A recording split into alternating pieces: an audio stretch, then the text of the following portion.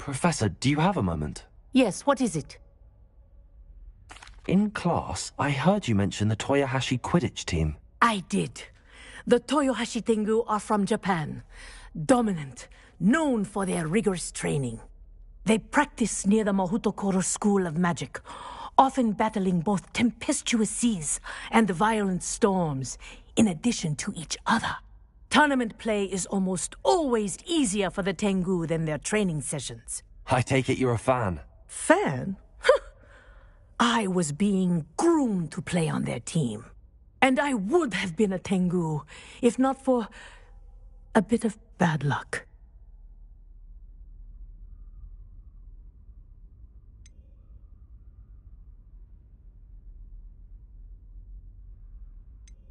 I know that feeling. Some things are simply out of our control. And some things are in it. I should have known better. I made my own luck. I was betrayed by someone I trusted.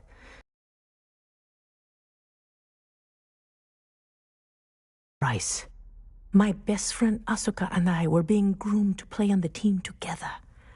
I as keeper and she as chaser. She was breathtaking. She once corkscrewed through 3 players and scored before they even turned their heads. But as tryouts for the Tengu got closer, she panicked. I did not realize the extent of her panic until it was too late. She wanted so desperately for both of us to play together that she had slipped Felix Felicis into our tea before we were to show them our skills.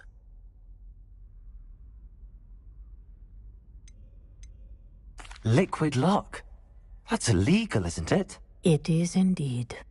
I knew within minutes that something was different. I had never played so well. And Asuka was playing more beautifully than I had ever seen. When I confronted her afterwards, she admitted what she had done. I withdrew from consideration immediately. But it wasn't your fault. You didn't know about the potion in the tea. It does not matter. My flying that day was not my own. I could not live with myself. So, I withdrew and explained to them why. I burned my broom in disgrace. What happened to Asuka? Did she burn her broom as well? Asuka played for the Tengu for 2 seasons. You didn't report her? Tell them what she'd done? Her fate was not mine to decide. My fate is in my hands, as your fate is in yours. Thank you, Professor. I shall remember what you've told me. Lumos.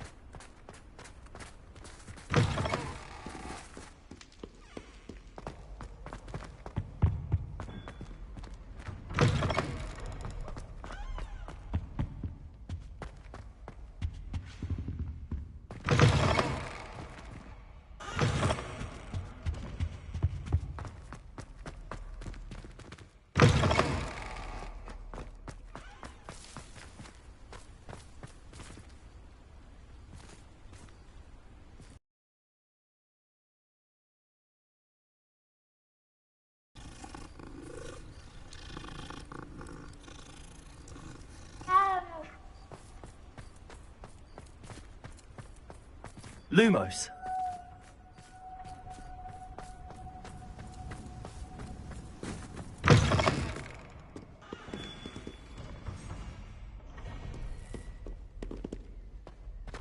Never forget what that Hufflepuff girl said in 1421.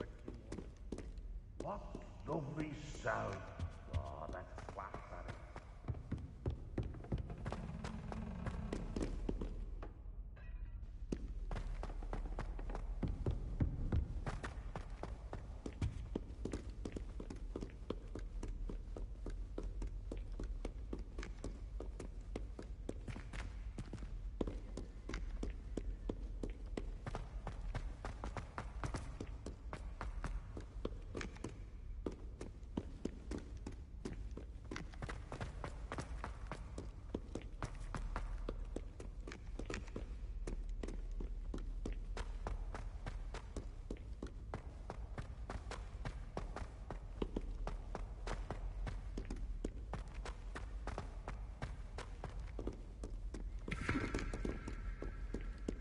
Lumos.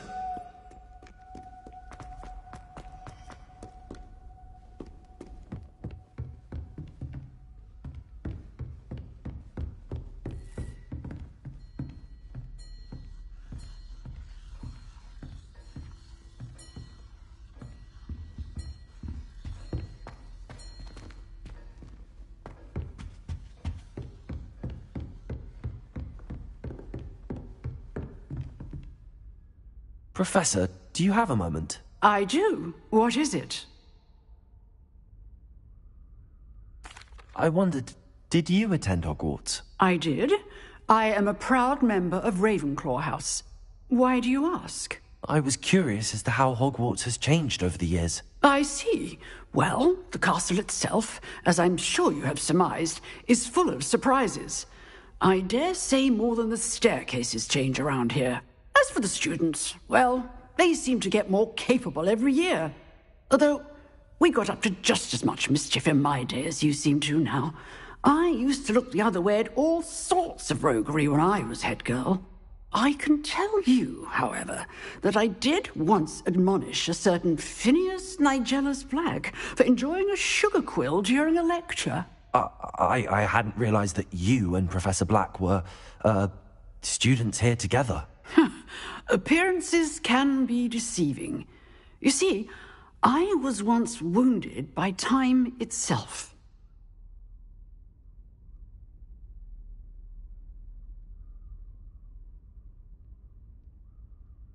Time itself? I never would have imagined such a thing. Ah, well, it was the risk I took with my prior position. You may or may not have heard that I was an unspeakable at the Ministry for years. An unspeakable? What does... As you might suspect, I cannot speak about what we did. Suffice it to say, the job was not without its hazards. Now, I hope I've satisfied your curiosity for the moment. You have. Thank you for speaking with me, Professor. Keep up with your wand work. One must always be prepared for mischief, both inside and outside of the castle. Lumos.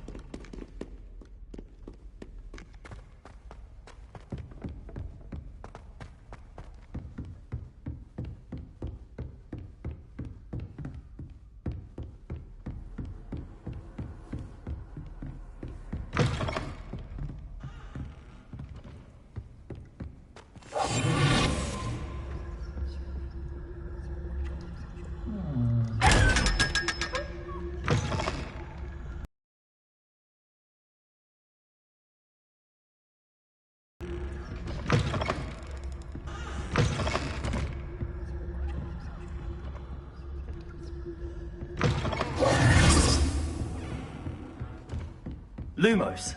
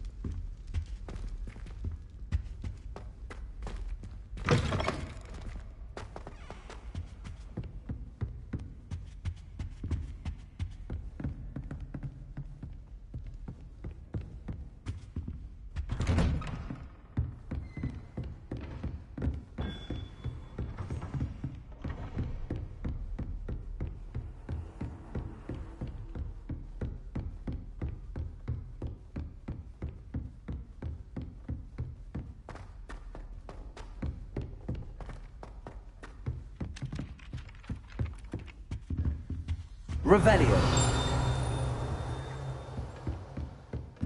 Lumos.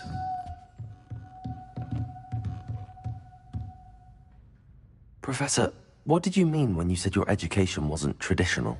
I had bet myself a butterbeer you'd be back to ask about that. It seems I've earned myself a trip to the Three Broomsticks. My father insisted rather adamantly that fun had no place when it came to learning. I struggled with his rather Socratic method of teaching, made no progress with even the simplest spells until I made a game of it. As the process itself became a source of joy, I was able to better retain what I was being taught. I realized then how much fun was to be had in learning, and I decided to become a professor so that I may pass that joy along.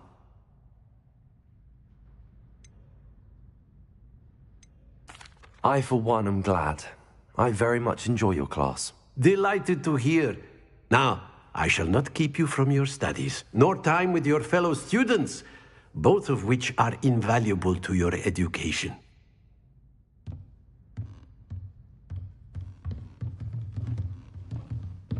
Lumos.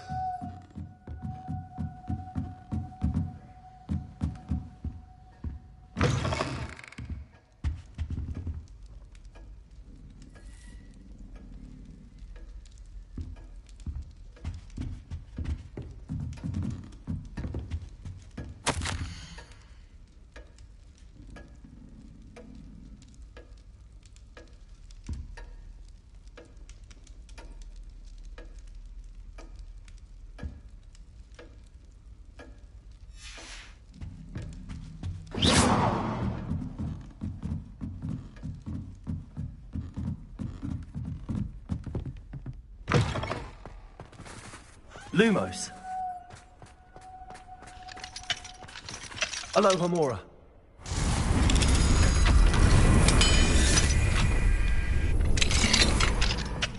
Revelio.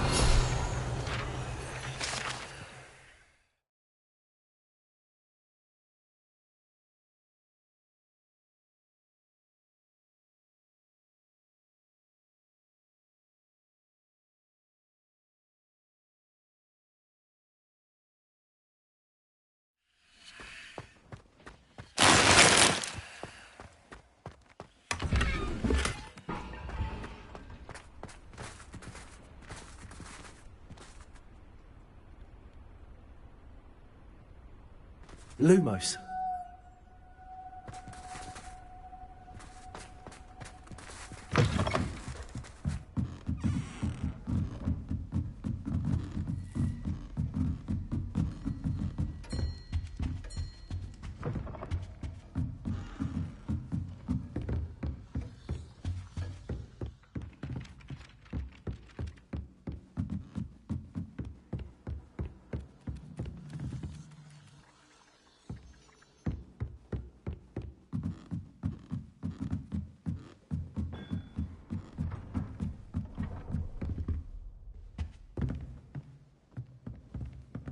Revelio.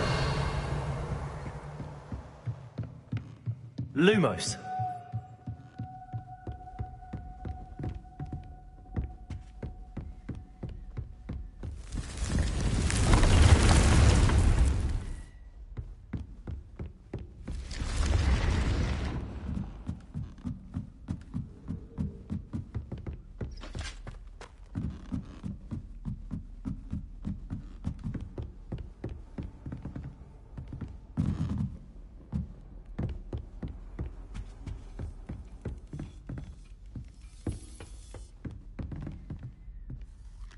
Professor, do you have a moment? I do. May I ask what attracted you to astronomy? You may. Might I assume from your inquiry that you wonder how anyone may have an interest in astronomy?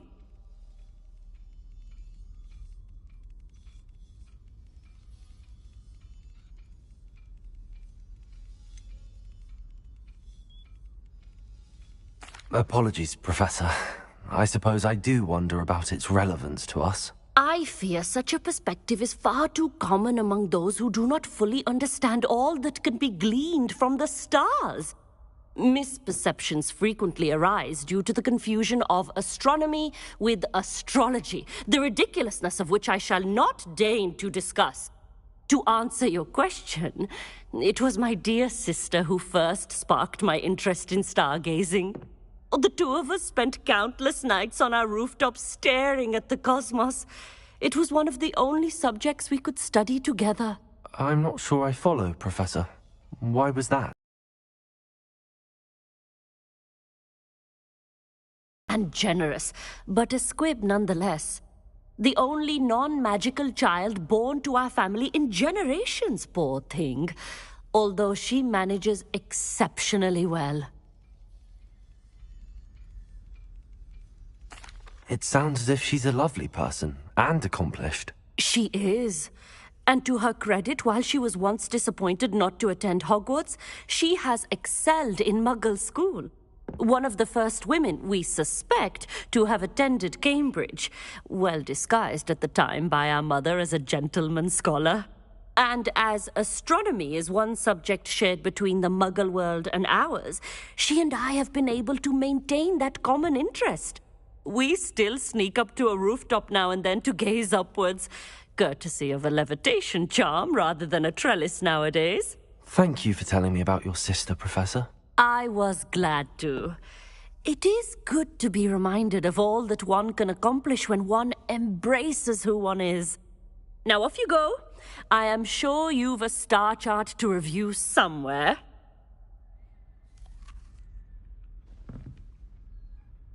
Lumos.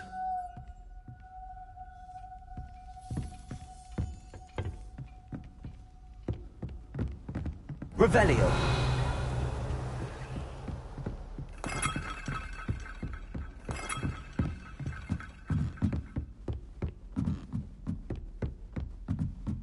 Lumos.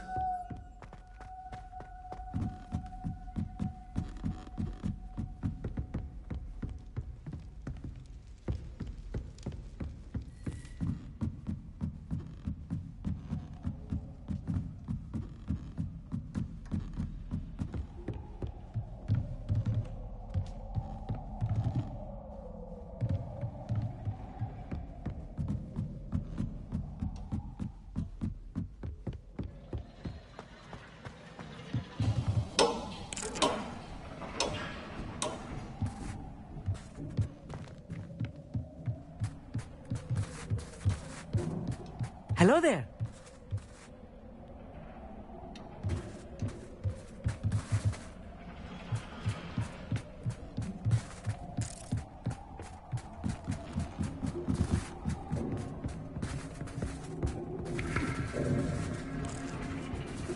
Lumos.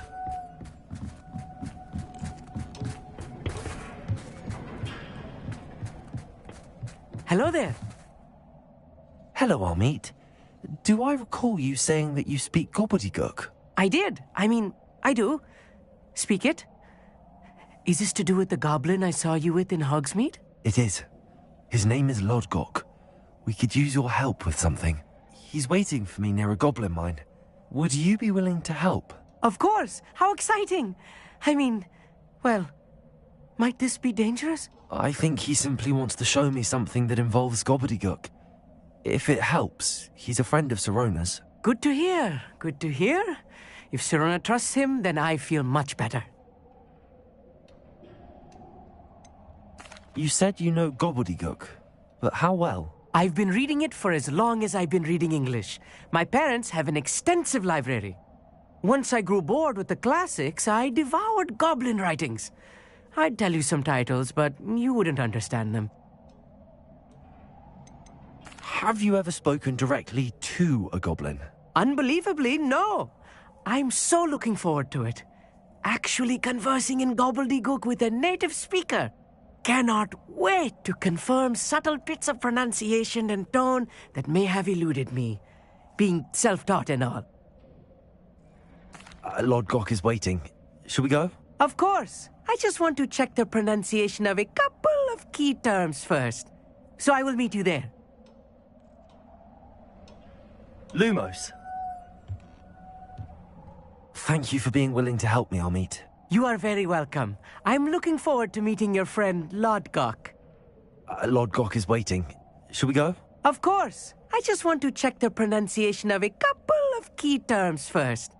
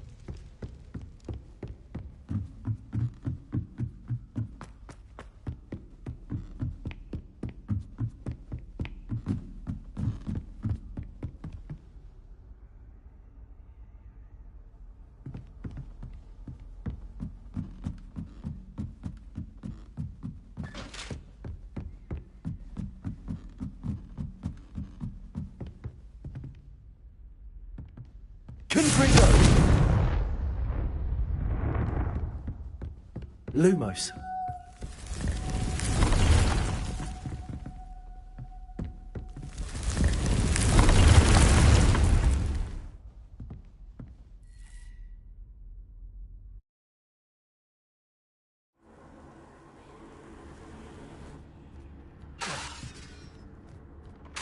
Lumos.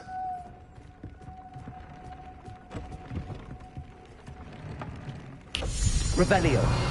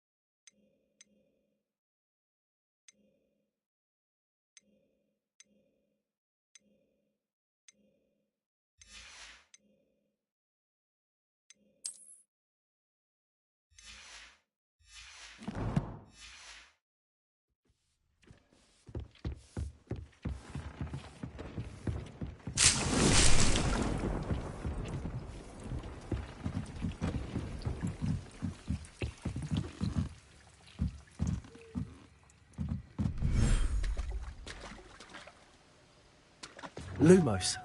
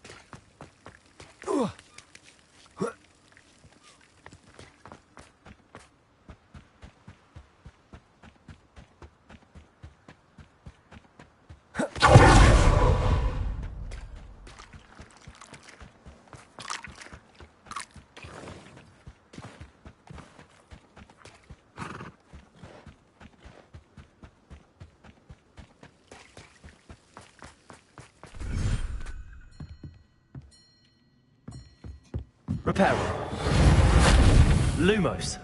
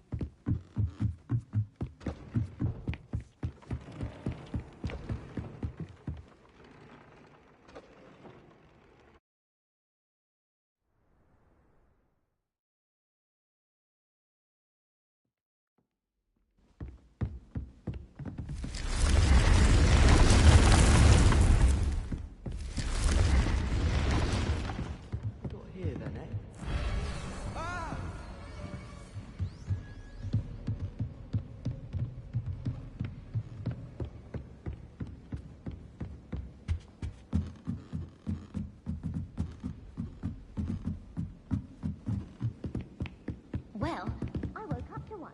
Aloha Mora.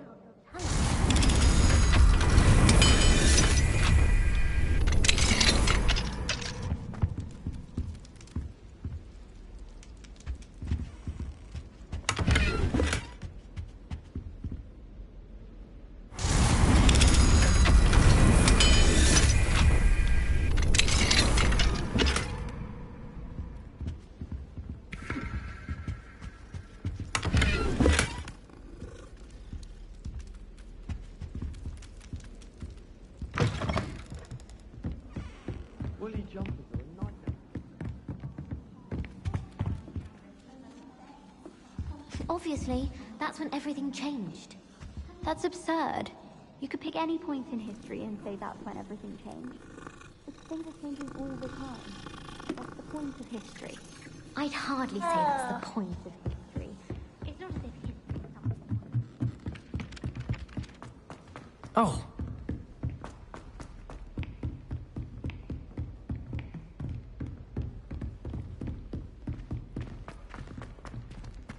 Ugh.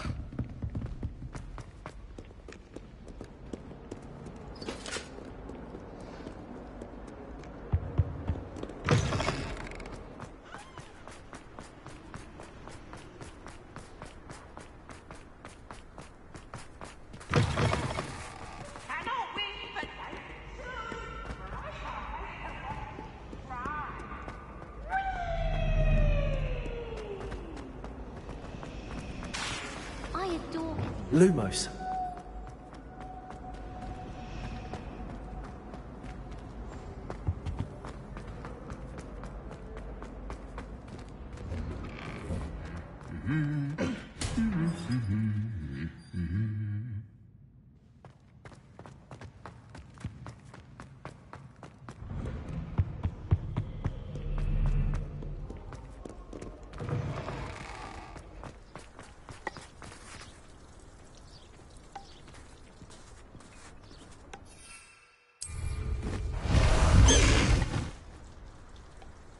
Hogwarts is a fine city, don't you?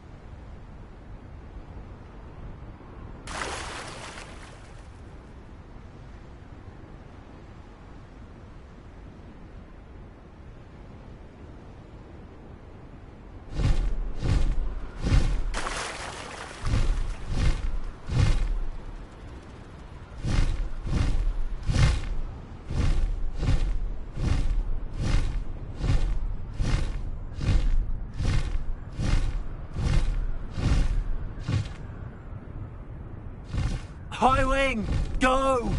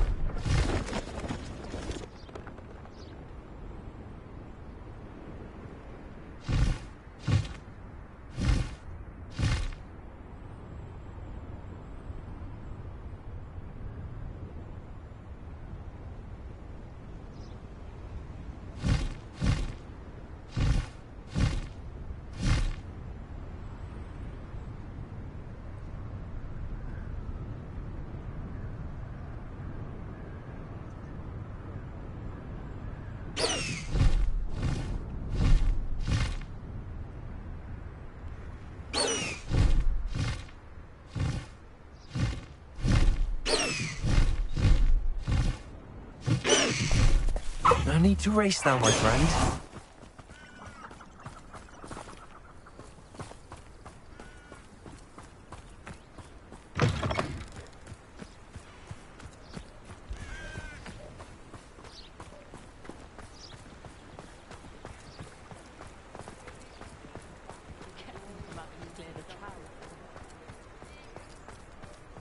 How is standing behind a till counting knuts and sickles considered work?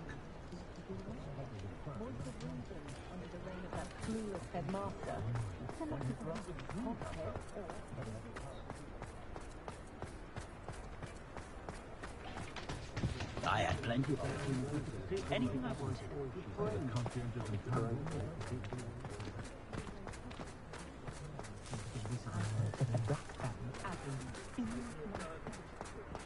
When you find a good opportunity,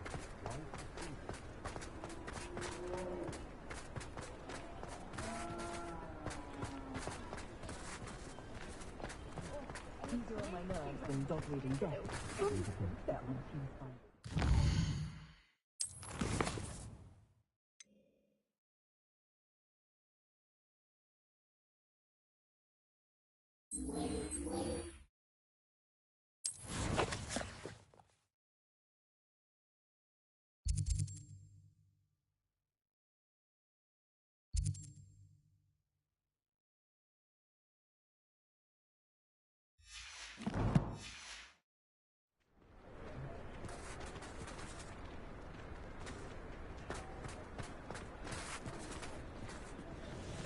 Come now, don't be stingy. Revelio certainly never revealed his charm. Jesus. Next thing you know, it's unforgivable curses. New instruments are expensive, you know.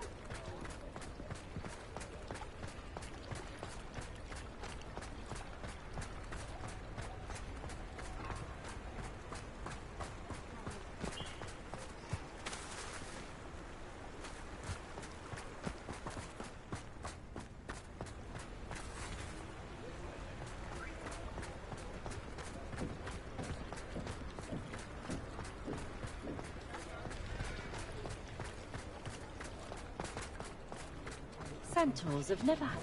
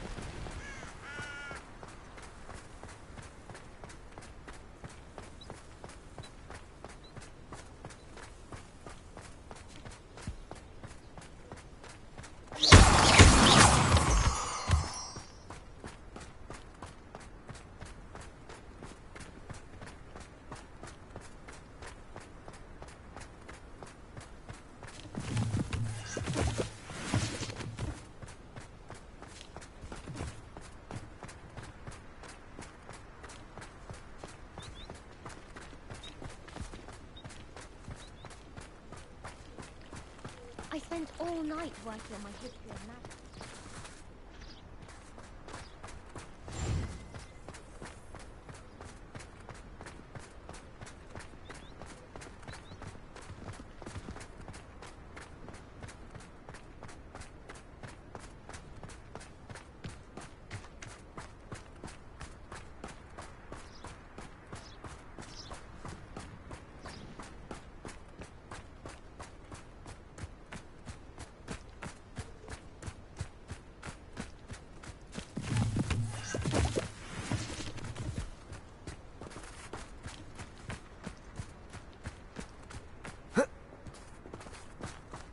castle. Must have been quite stately in its time.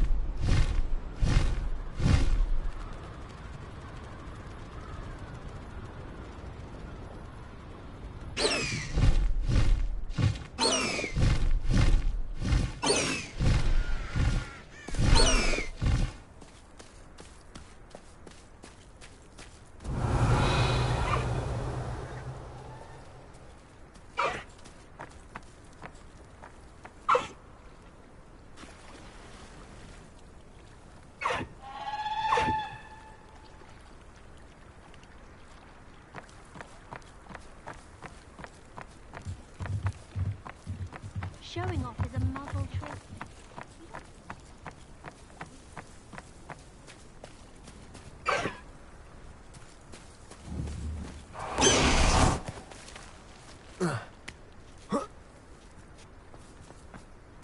I know a Merlin trial when I see one.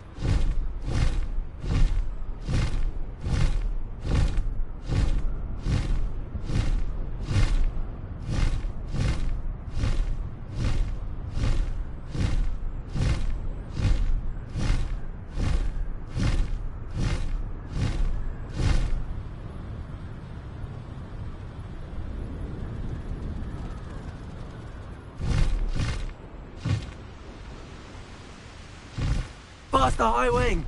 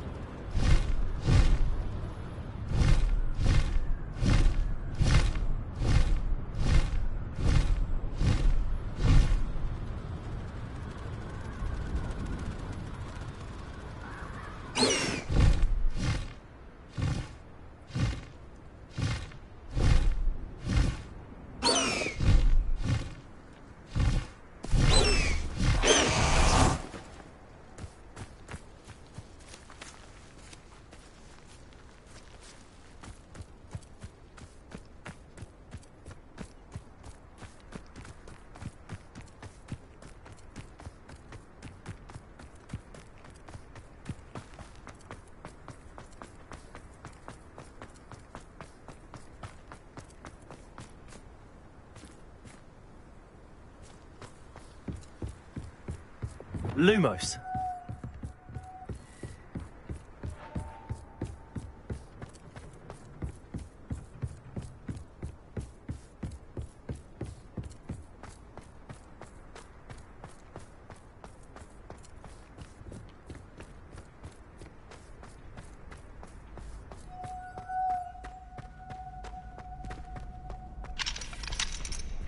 Alohomora.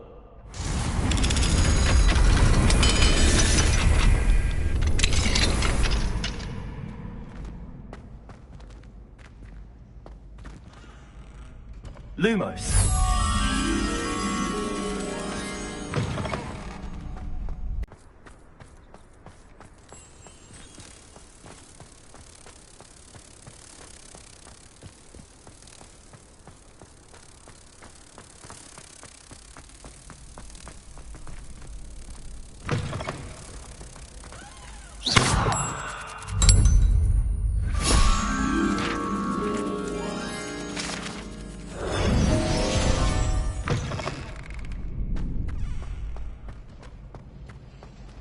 Alohomora.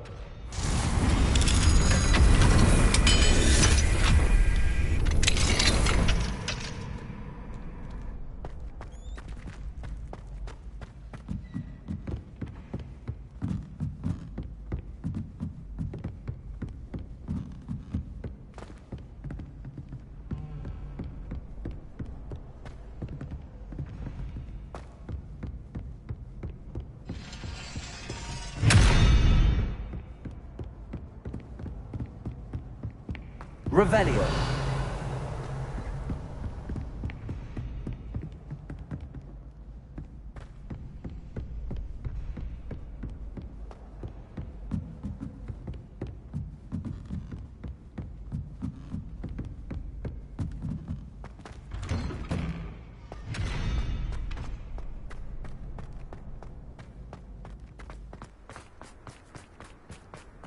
Lumos.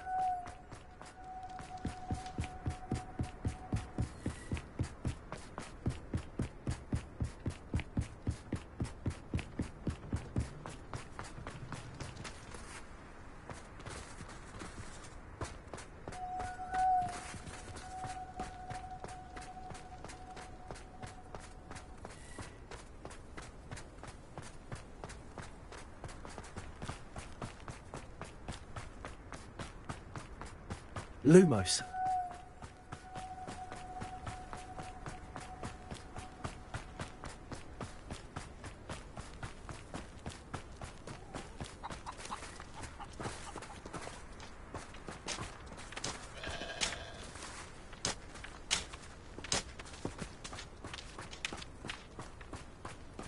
I should investigate.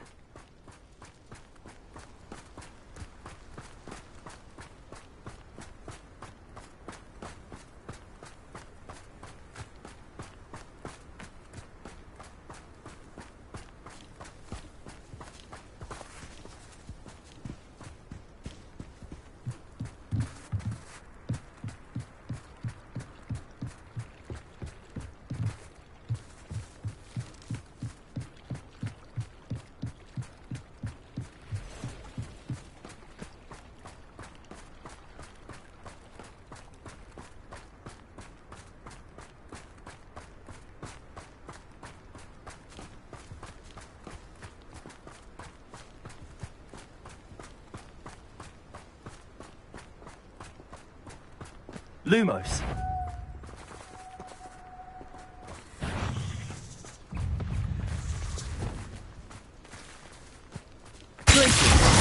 Here we are.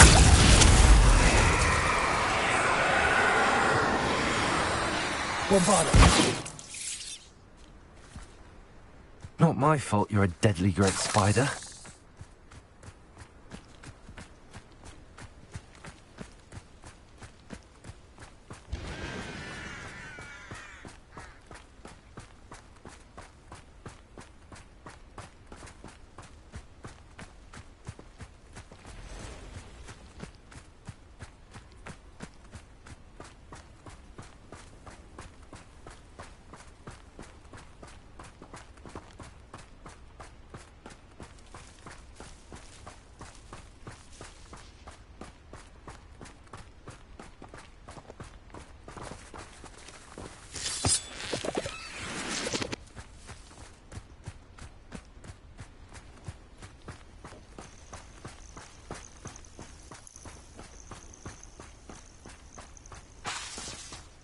Lumos.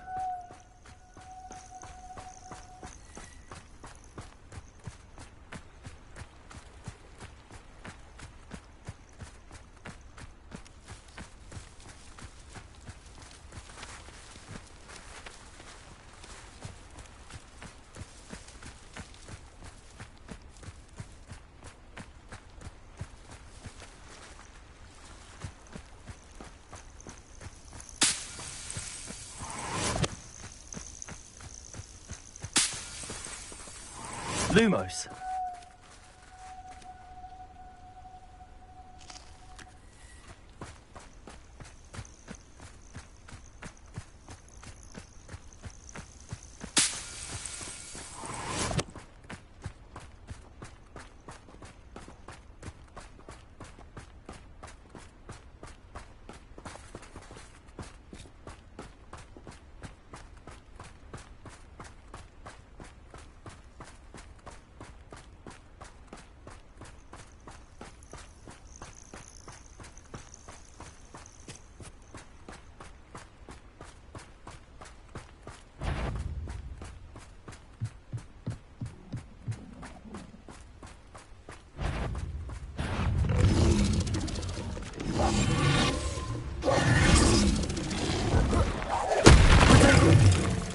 Lumos.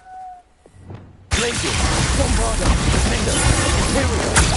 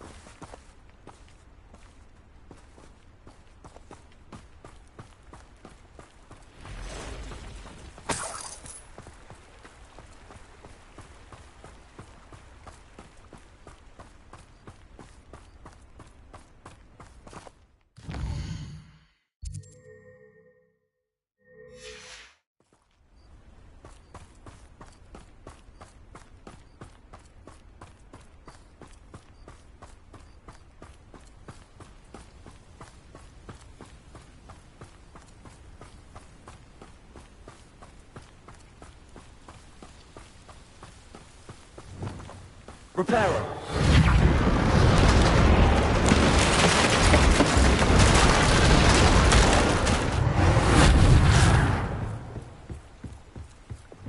Lumos.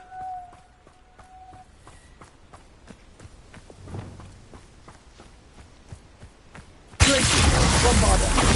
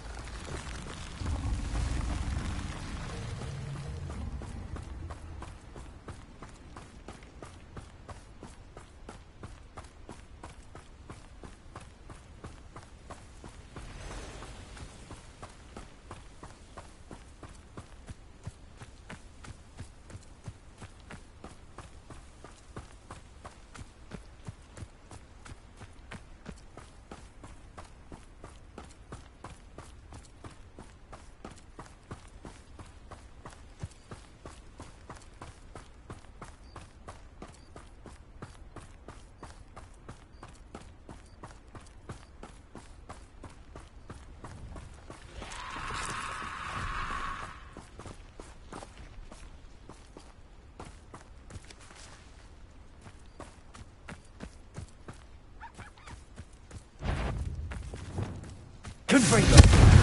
Glacius. Bombarda.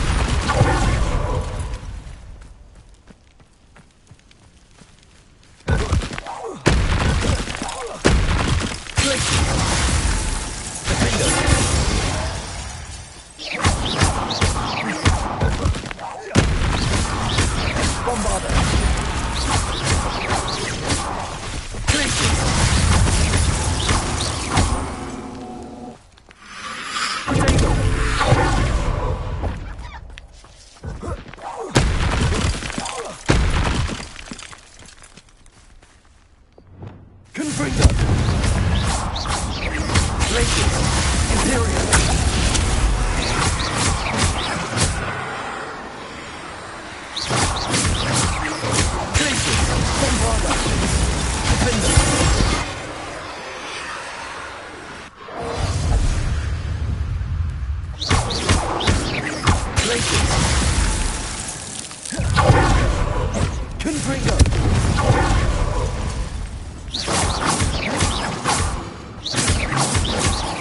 Lumos. Imperial.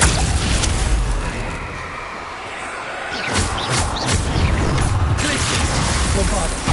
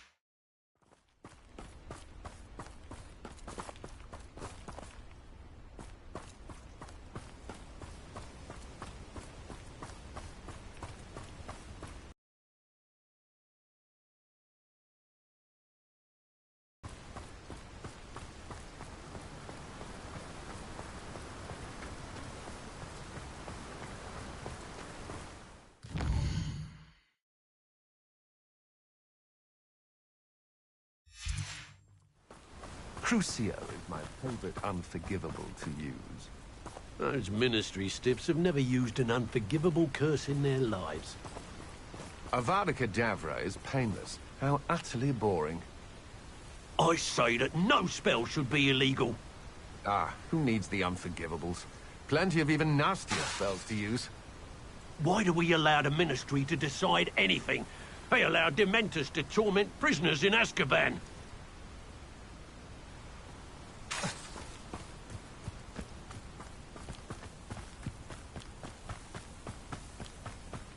Where does one get a body to create an Inferius? Do you have to kill them yourself? I could use an Inferius for anything. They could fight anyone who annoys me, for example. You certainly seem nonchalant about reanimating a corpse. Creating an Inferius is a long process. I've failed a few times now, but I think I'm close. I'd never suspect Inferior to be so strong with how emaciated they look. I'm learning how to create an Inferius. Complicated process, but certain to be useful. I suspect you're planning to enchant your Inferiors to avoid flames as well? No one will dare challenge me again once I have an Inferius at my beck and call.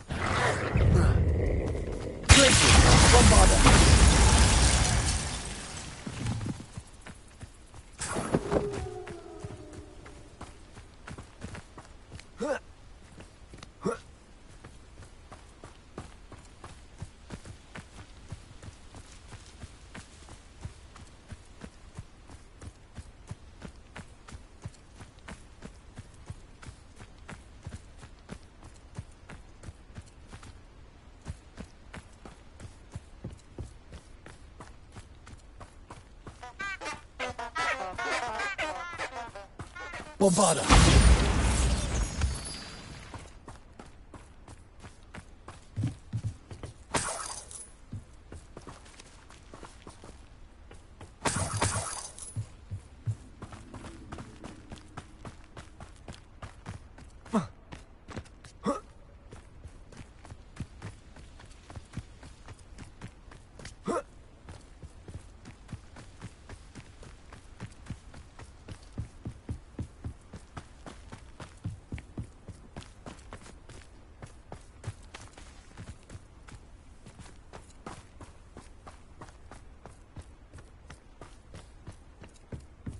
Bombarda!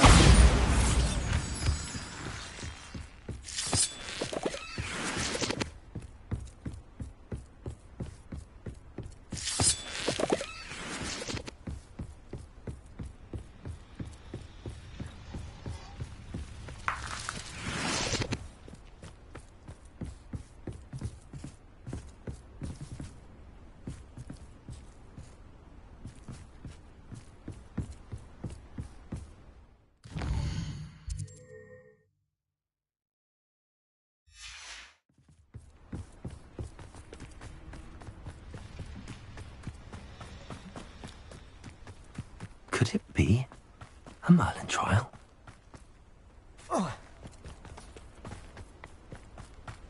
This could prove dangerous if I'm not careful.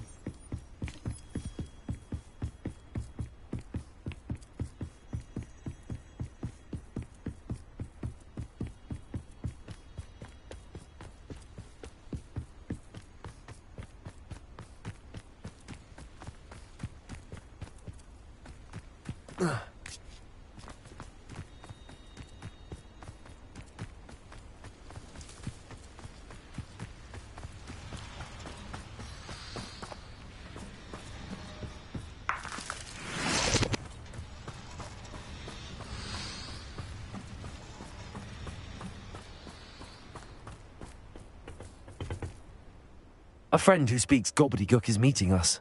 Before he arrives, perhaps you could tell me why we're here? Of course. Unfortunately, presenting Ranrock with the Helmet of Urtkot did not have the effect I'd hoped. Because he knew the details surrounding its plunder, he presumed I'd had help from a witch or wizard in retrieving it.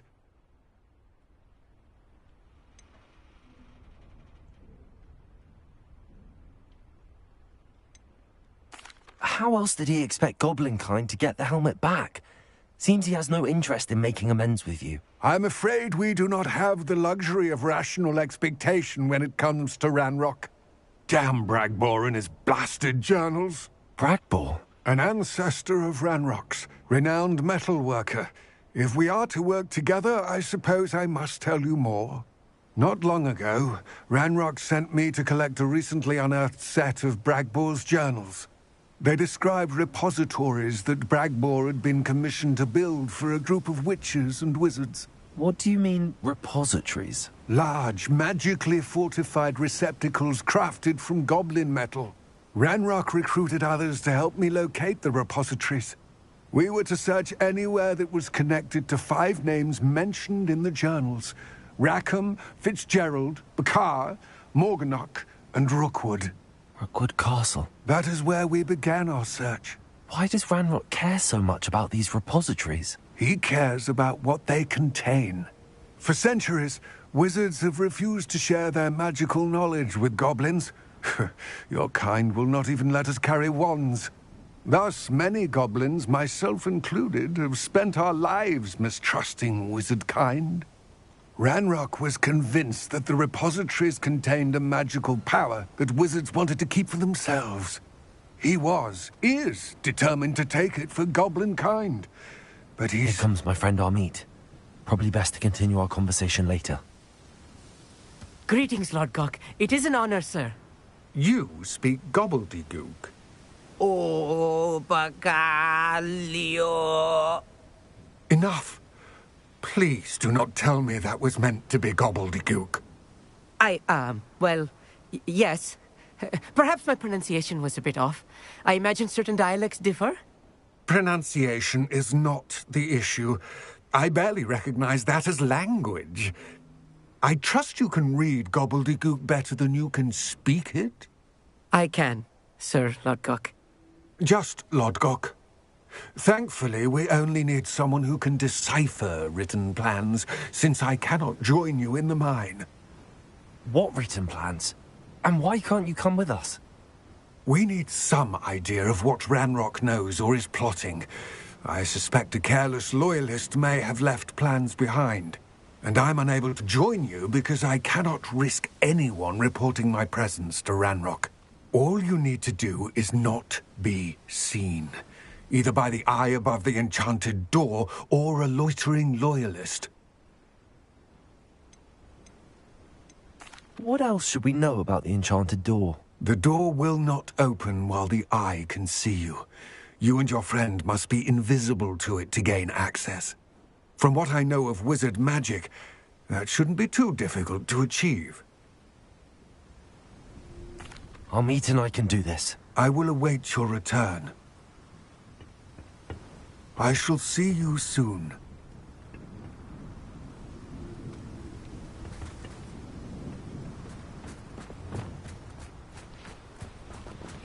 Right.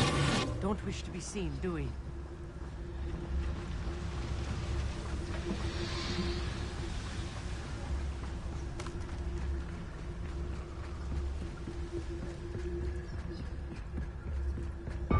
The door is looking at us.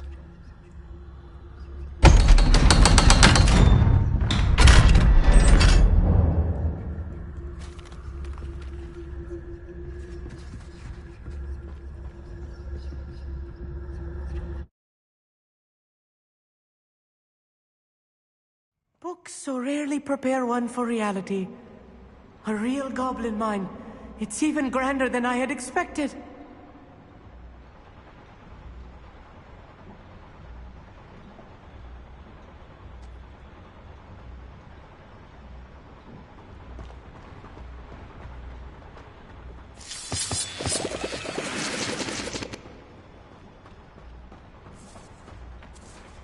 I cannot believe I met a goblin. Let's just learn what we can and get out. Look at this lift. Impressive workmanship for so simple a device. Impressive workmanship aside, it's the only way forward. Repair. These machines operate for steam. Interesting.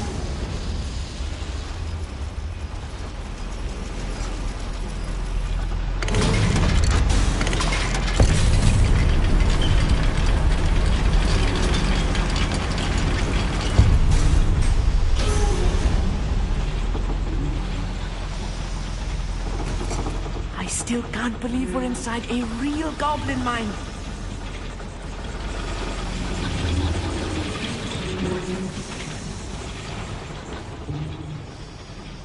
I've read about mines like this, but seeing one is something else altogether.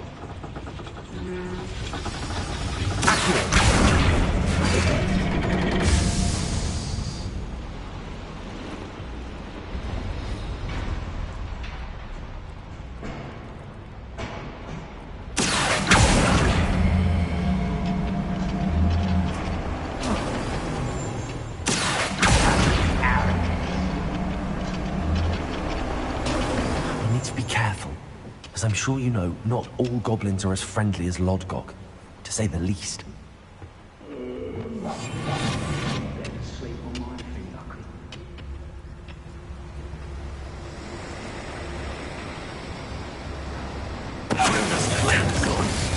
had schematics in my hand a moment.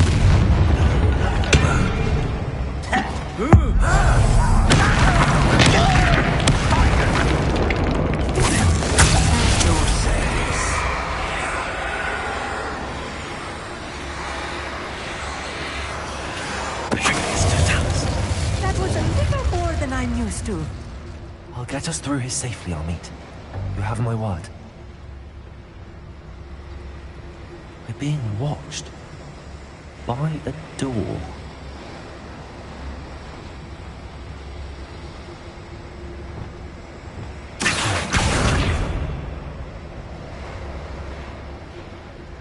We won't get through as long as we can be seen by that eye.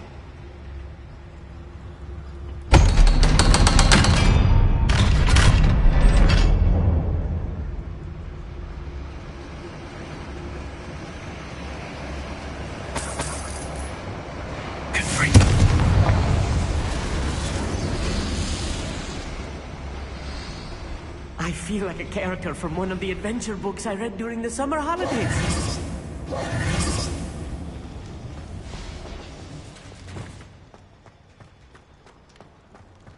Let's take a look around, Amit. See if we can find any plans. Bound to be plans around here somewhere.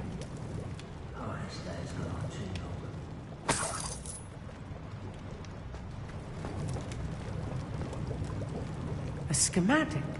They're building something. I can't quite make it out. Curious. I will get to the bottom of what they've been building down here.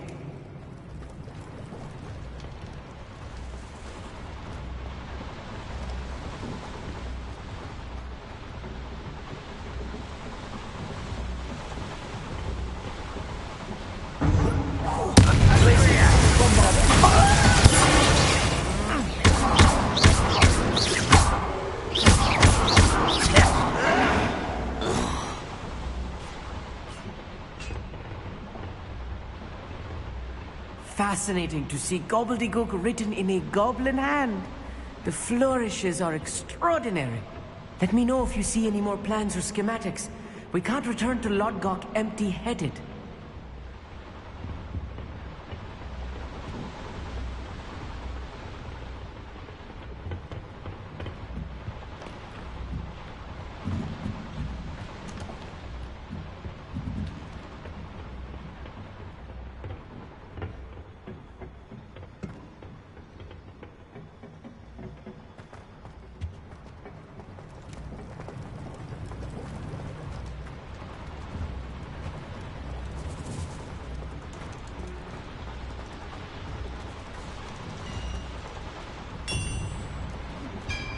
If I'm translating this correctly, and I think that I am, they're building something rather large. But what? There must be more notes around here. What could they be building?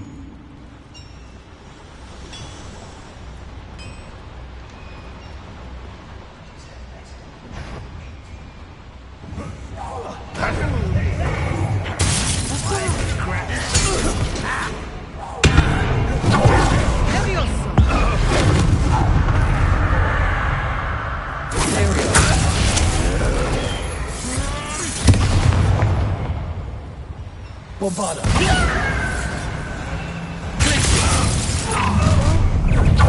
Rather unwise coming back this way.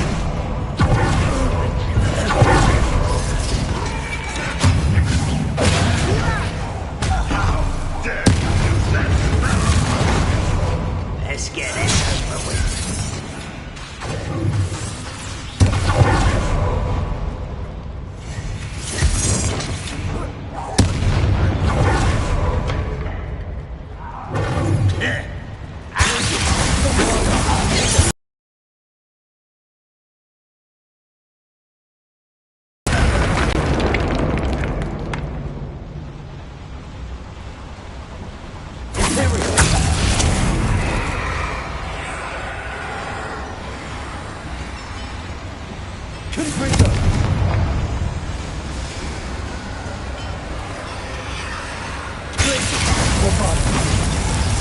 Oh, this really is too much.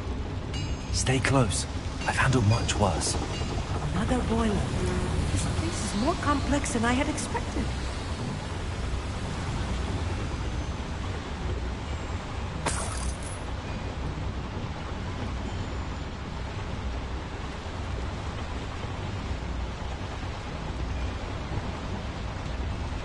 Confringo.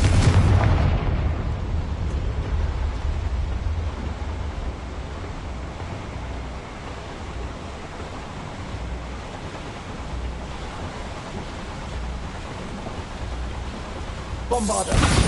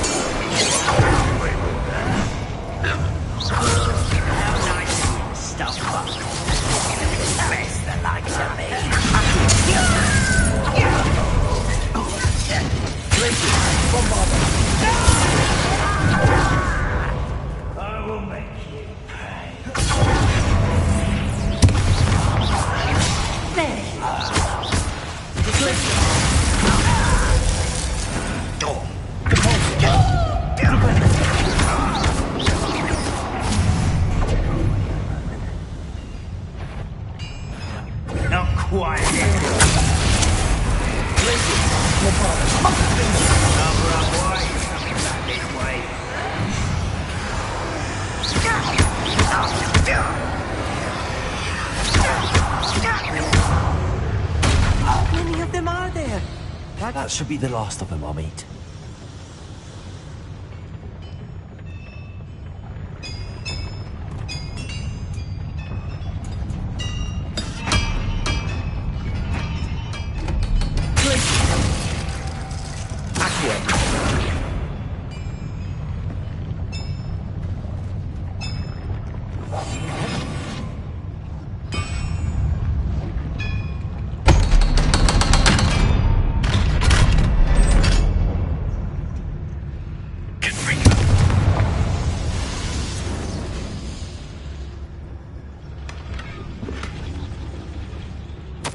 This is not good.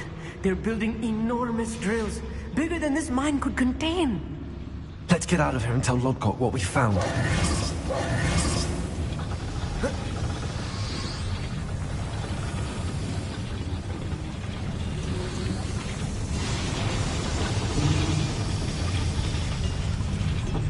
There must be a quicker way out of here than retracing our steps.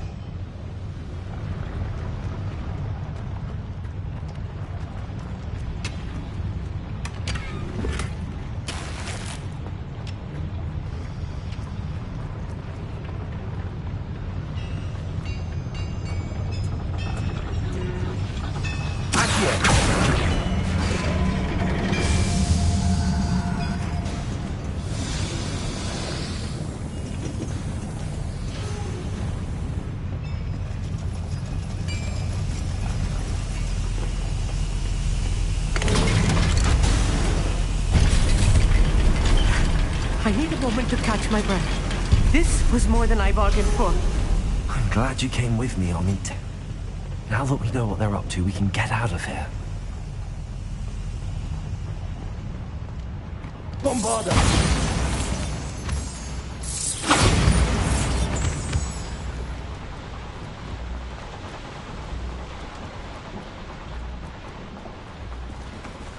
We're almost out of here, Amit. Look, the lift. A welcome sight indeed.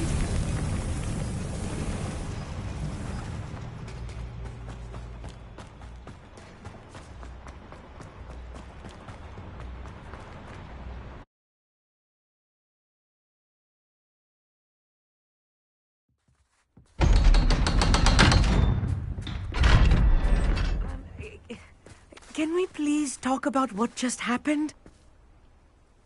That wasn't so bad, was it? It was. It really was. I'm afraid I've had enough adventure for one day. For a lifetime, perhaps. Thank you, Amit. I couldn't have done it without you. Now, if you don't mind, I'd like to have a word with Lodgok. Understood? I'll leave you to it. Your goblin secrets are safe with me, but I get to write the book about this escapade someday. Without further ado, adieu.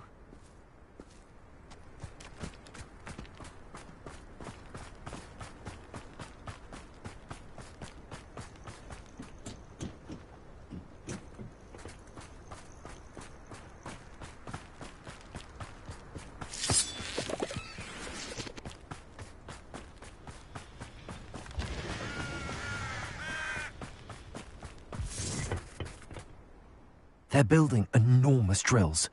We found their plans. Ranrock must be searching for the repositories. I fear you are correct. Other than Rookwood Castle, however, I do not know where else he plans to search. I've been wondering about something else you said before we entered the mine. Yes? If you share Ranrock's views, then why are you helping me? I expected Rookwood Castle to be deserted when I arrived to begin my search. So was surprised to find a witch there who had set up a sort of improvised research site. She was studying something so intently that she almost didn't notice me. When she looked up, I thought she would react with fear or disdain. But instead she did something that I will never forget. Without a moment's hesitation, she smiled and asked me to sit with her. She told me that she was a researcher and showed me a small, oddly shaped container with a strange symbol on it. She was certain it was made of goblin metal, but was unable to open it. She wanted to work together. Miriam. Yes. But how did you... Professor Fig's wife. He told me of her research, and I know of the container. Ah. The reverence with which she talked of goblins and their intelligence and skill, it caught me entirely off guard. I'd never been treated with such respect by a witch or wizard. So, to my surprise, I let her study the container if she would allow me to search the castle on my own. We parted ways, with her promising to share what she'd learned. More of Ranrock's recruits arrived, and we began to dig, eventually locating the first repository. Ranrock was thrilled with our discovery, but furious when I told him about Miriam. Berated me for trusting a witch when I heard she had been killed. You think Ranrock murdered her? I don't want to believe it, but I don't know. After that, something shifted in me. I had seen how the power from the repositories was transforming Ranrock, transforming all of them. I could no longer remain a part of it. Thank you, Lodgok, for telling me this. I tell you all of this so that you understand what is at stake. Ranrock never found all of Bragbor's journals, but the ones he did find suggest that Bragbor at some point built a repository far greater in size than the one beneath Rookwood Castle. What you've discovered here today worries me deeply. If Ranrock learns of the location of that repository, I fear we shall be destined for a great war. I will find out what Ranrock knows. Watch for my owl.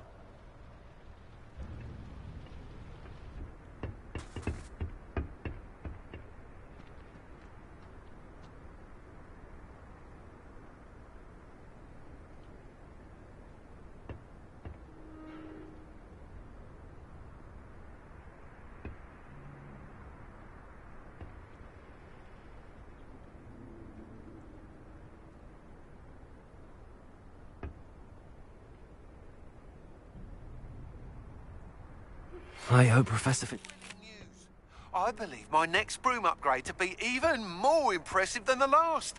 Come by Spin Witches as soon as you can.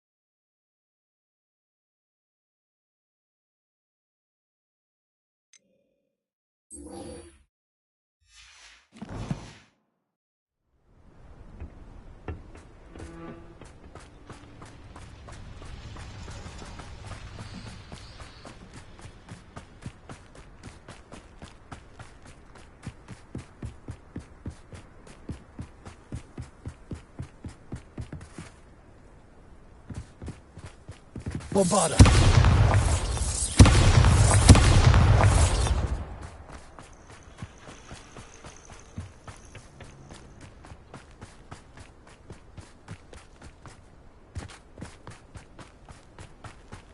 This looks intriguing.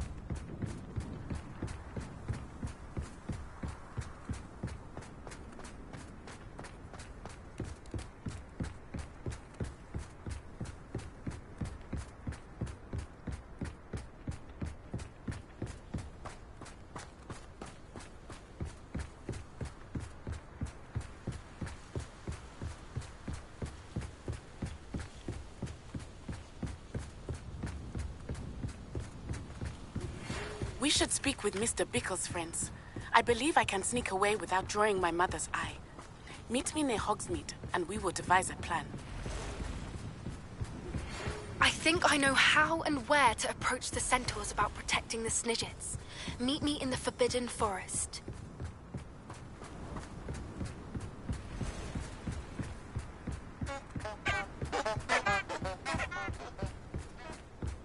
Bombarda!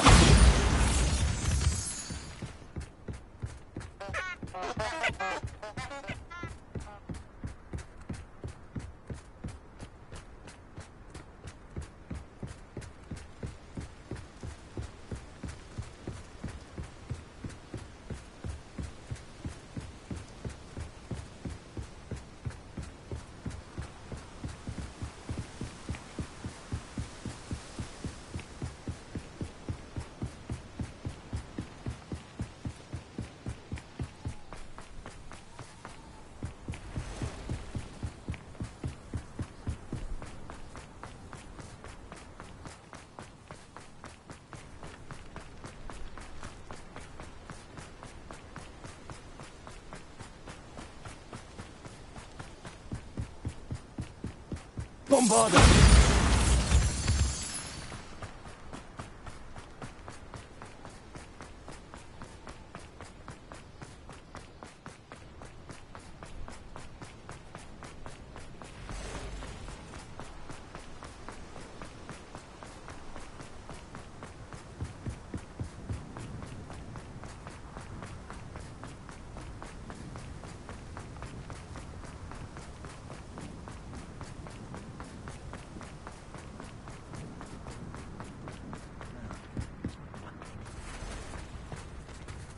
One never knows when society will be thrown into the midst of unrest. Just because you know Lumos.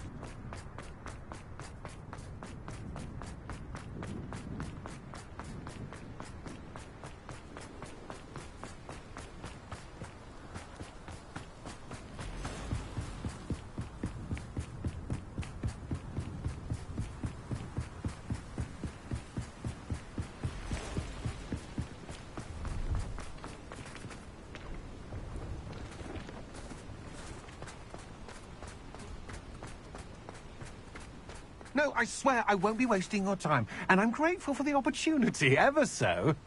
Come on then, what you got? It's Why is it moving? What, I bet... Your bag, it's wriggling. What you got in there? Not rats, I hope. No, it's a niffler! What do I want with a niffler? He's sharp. Stole from me, he He did. was robbed by a niffler.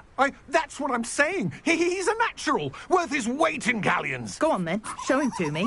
I must... You're wasting my time. Ow! No, I would You never scratched waste me, your... you little rat, scratch Come me. on, What you poacher can't even keep hold come of a on, rat? where are you? If I ever He's catch not a a rat. rat, it's dead. You hear me? Dead. I Get swear, out of he's here. not a rat. Amateur.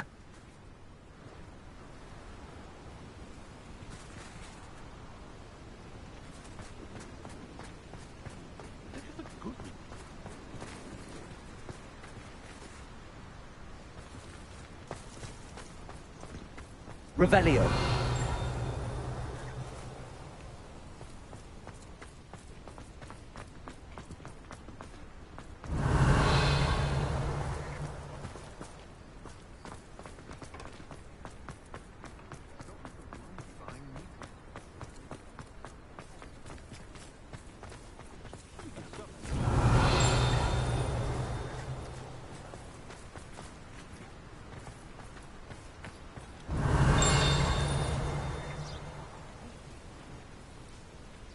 Revelio.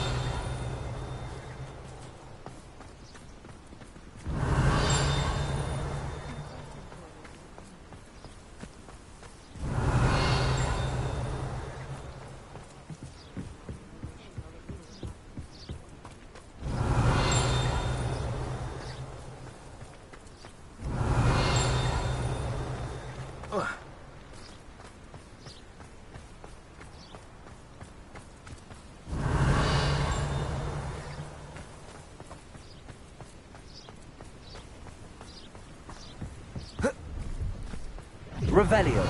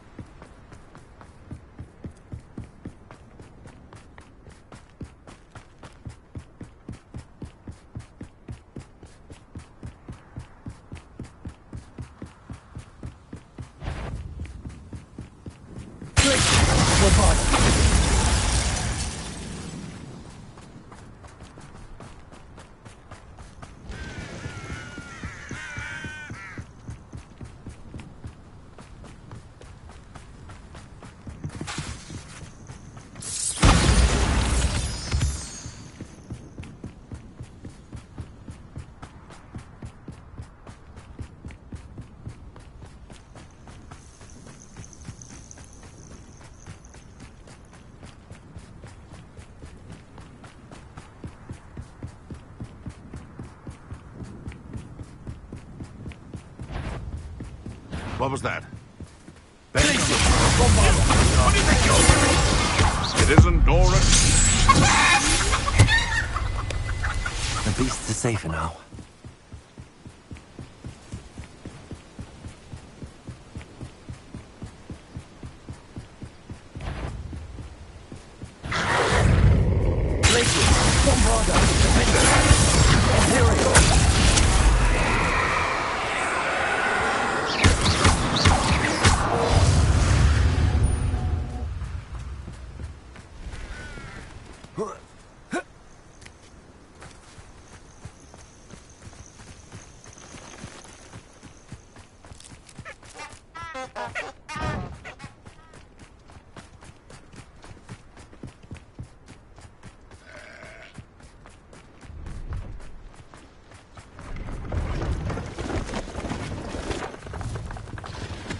See if there's something you need.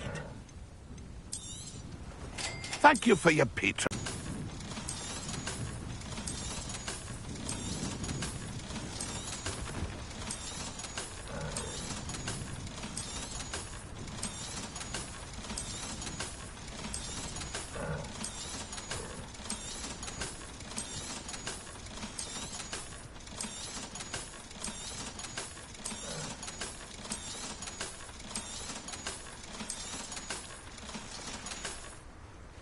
It's been a pleasure.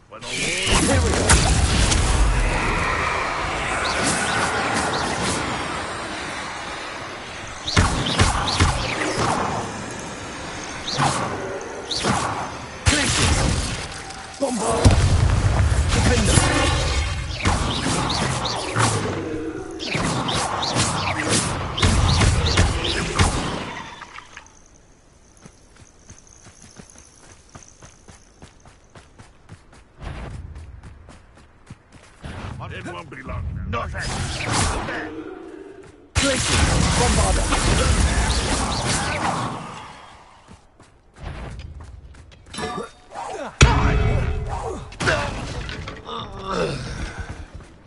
You've one less follower, Ranrock.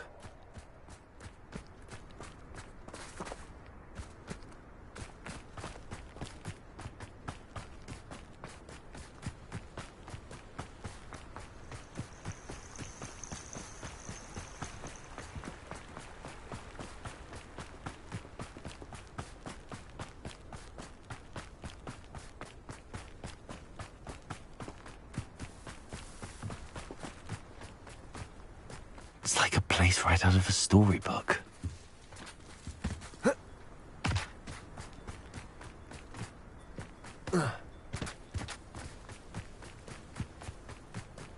Who lived here, I wonder?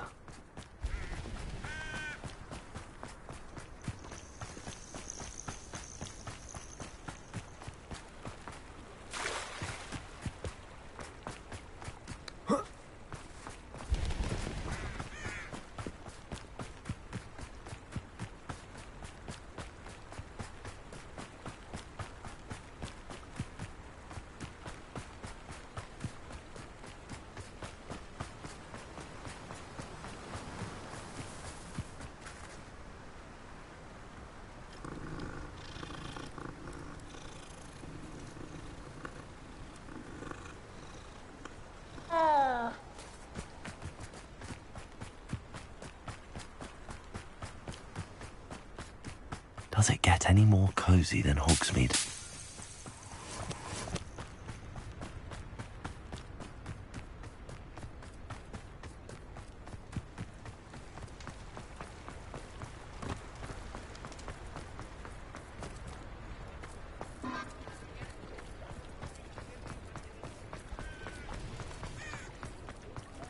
First they're teaching students jinxes. Next thing you know, it's unforgivable curses. Hasn't been anyone as bad as Barnabas Deverell in a while, has there?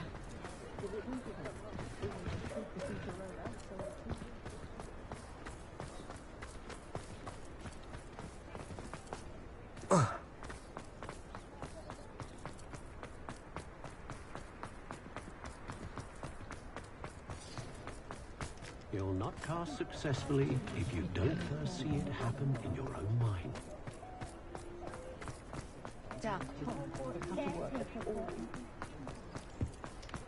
It's a woman I was young.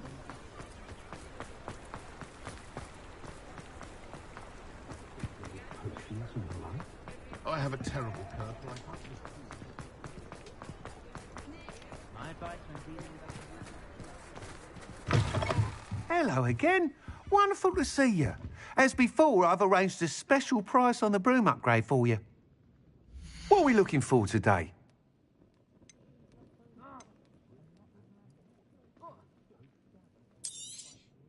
You'll be thrilled with that broom, I promise you. You're all set with the new upgrade. I can't wait to hear what you think. This may sound presumptuous, but... You'd like me to report back with even more flight details. You know me well. I feel I'm almost there. I just think I can improve broom flight a bit more. Miss Ray's is running a time trial at the South Coast course. Not ideal, really, what with rumours of Ranrock's lot and Ashwinders infiltrating the place. However, if you're flying high above them, you should be all right, I think.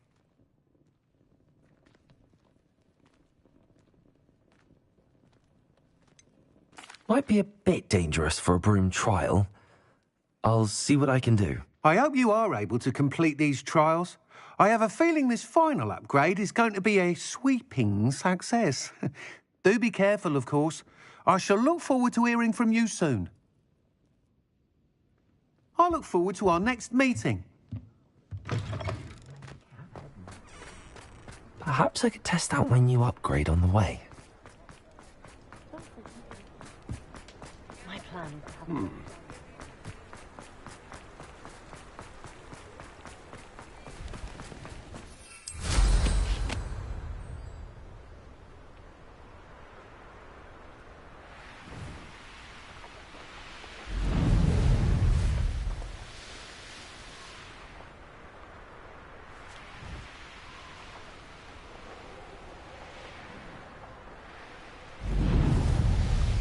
These rocks have seen better days.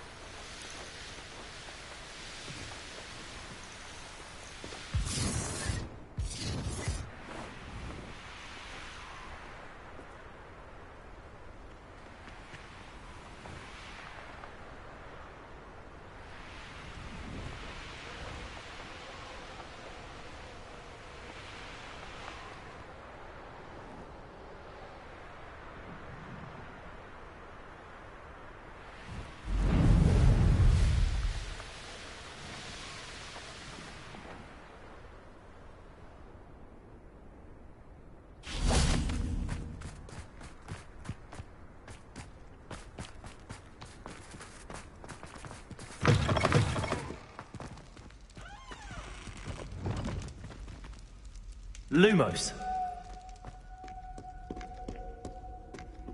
Well, I've yet to understand how...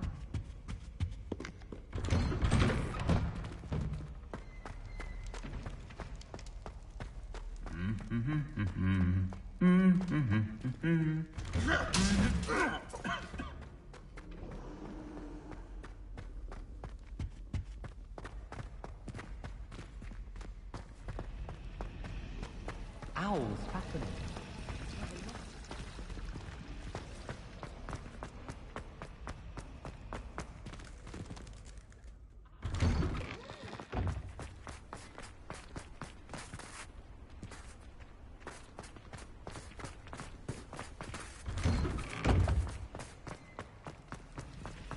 I can't help it if I've never...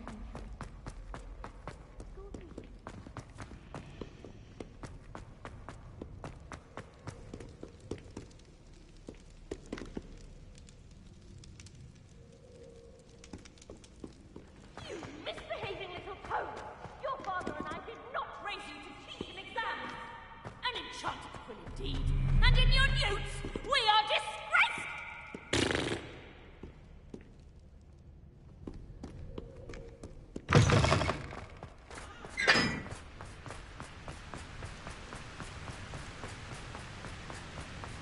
ever flown over?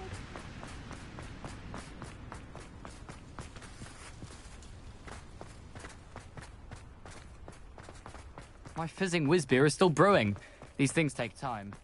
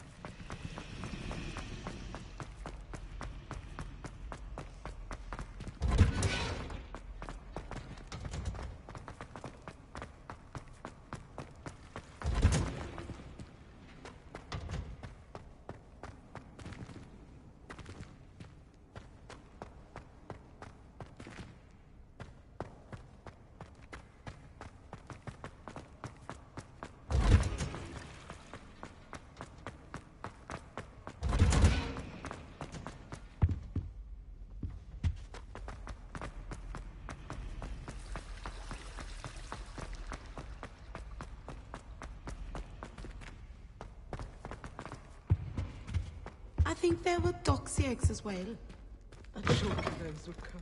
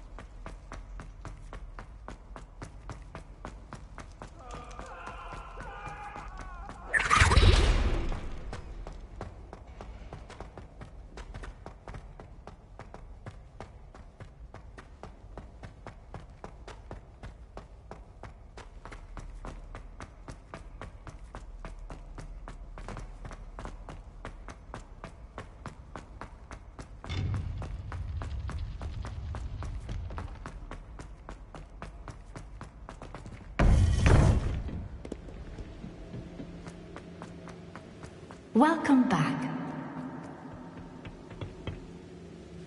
Hello, Professor. I have news. The goblins are looking for something. Another repository. They've built drills to help with their search. Most troubling. Are these repositories like the broken container I found at Rookwood Castle? They are. I fear we have no time to lose. Have a look at the map. Fortunately, the next trial is fairly nearby. It's Hogwarts. As you know, I was headmistress in my time. My portrait hangs in the headmaster's office. In fact, I witnessed Professor Black learn of your arrival. And I'll confess that I wondered about you. Wait, is the next trial in the headmaster's office? It is. I had hoped that when the time came, the occupant of that office would be of help to us. Unfortunately, this headmaster seems wildly unconcerned with anything but himself. You'll need to access the office while he's away. I understand. Very well. I'll find some way to get in. Good. I shall meet you in my portrait there. Until then.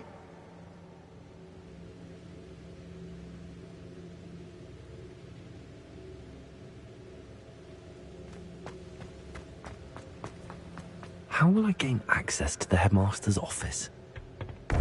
Perhaps Professor Fig will know what to do.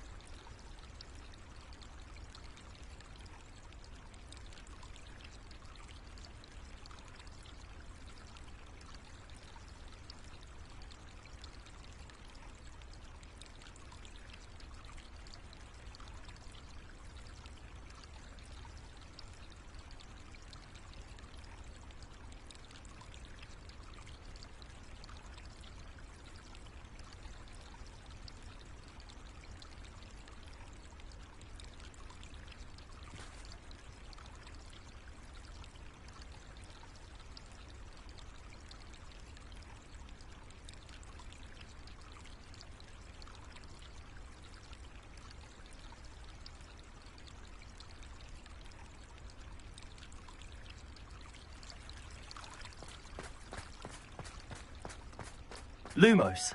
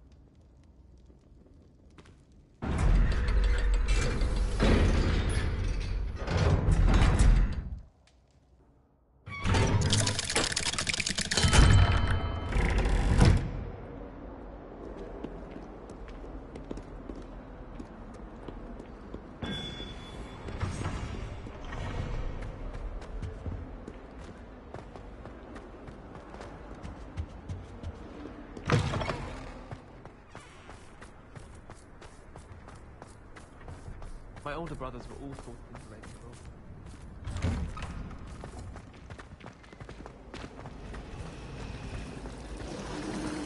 It must be difficult to live in those remote hamlets.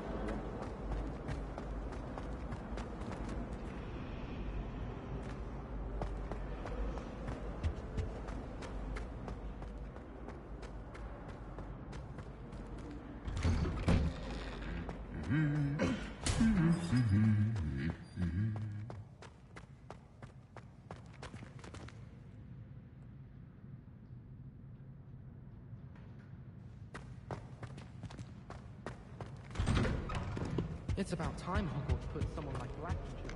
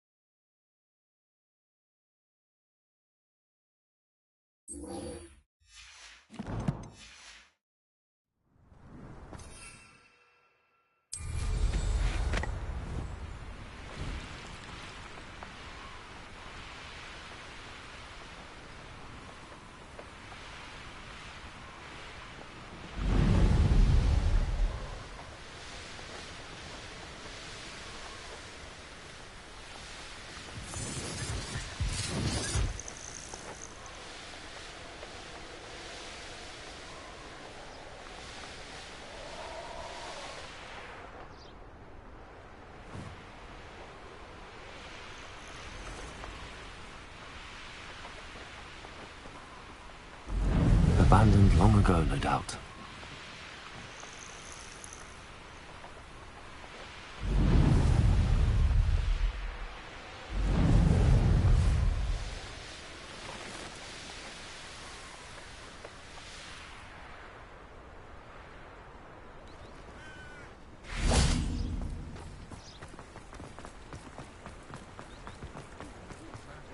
Reason under the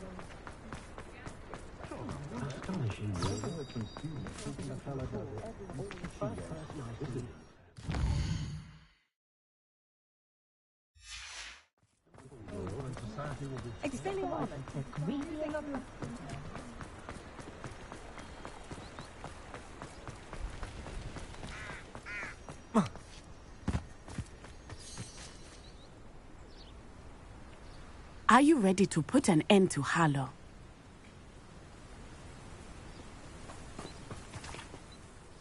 I'm ready to do what's needed to take Harlow down. I know you have a plan. We must gather information from the friends of Mr. Bickle that Archie and Mrs. Bickle mentioned. Agabus Filbert, Otto Dibble, and Mr. and Mrs. Rabe. All right. I suggest that you speak with each of them while I head to the Hogshead. I saw some Ashwinders heading there. And as my mother would never go near the Hogshead, she is less likely to learn of my activities than if I were to wander the village questioning its residents. Where am I to find these friends of his? I do not know about Mr. Rabe, but his wife, Daisy, is often in Hogsmeade, as is Agabus Filbert. And Otto Dibble, he works at Gladrags, so you will likely find him there. What sort of information am I trying to gather from these people? They may know what evidence Mr. Bickle had against Harlow, or they may have evidence of their own. We simply need to know whatever they know. Very well. I'll speak with them, see what I can learn. I knew I could rely on you. We need to know how they are being blackmailed by Rookwood and Harlow. Meet me here after you have spoken with them. Hopefully, by the time you return, I will be able to move a bit more freely.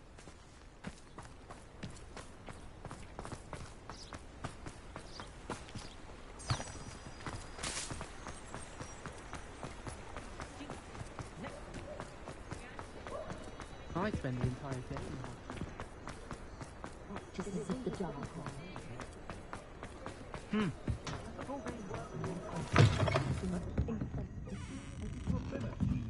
Mrs. Rabe should be nearby.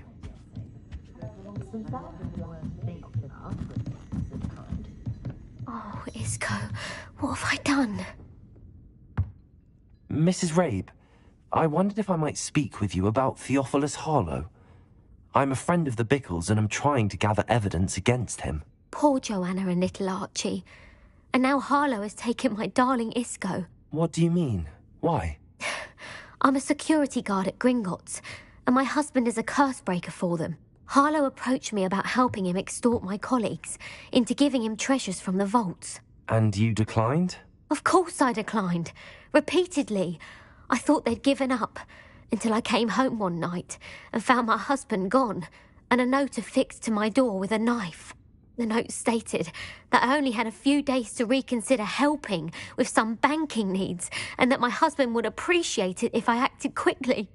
But the help Harlow wants is help that I cannot give, and my dearest Isco is paying the price.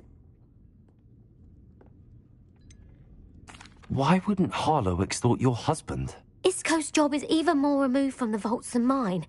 He travels the world for the bank. He could do nothing for Harlow. I'm the one in the bank on a daily basis, which evidently makes me an enticing target for blackmail. Have you helped Harlow since your husband was taken? No, I'm worried sick about Isco, but he'd never want me to compromise my integrity. I also know that he's extremely clever. That said, I was hoping he would have escaped by now. It makes me concerned as to why he hasn't.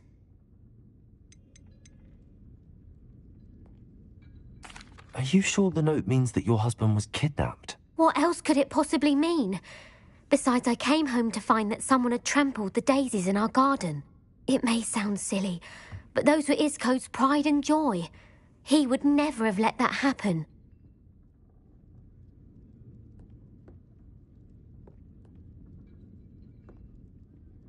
Thank you, Mrs. Rabe. Knowing the lengths that Harlow will go to is helpful, albeit more than disturbing. Mr. Bickle was trying to help us, but now he's gone. I don't know what to do. I shall do all I can to get evidence against Harlow, Mrs. Rabe. Very well. Here's the note I received. You must be careful as well. Please don't put yourself in danger.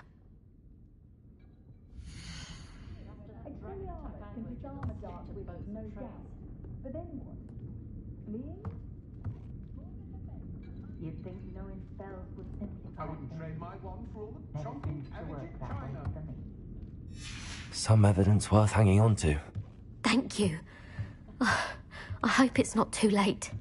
Now, to find Mr. Bickle's other two friends. In the Ministry found underage. She's a wizard. We can conjure almost anything we need.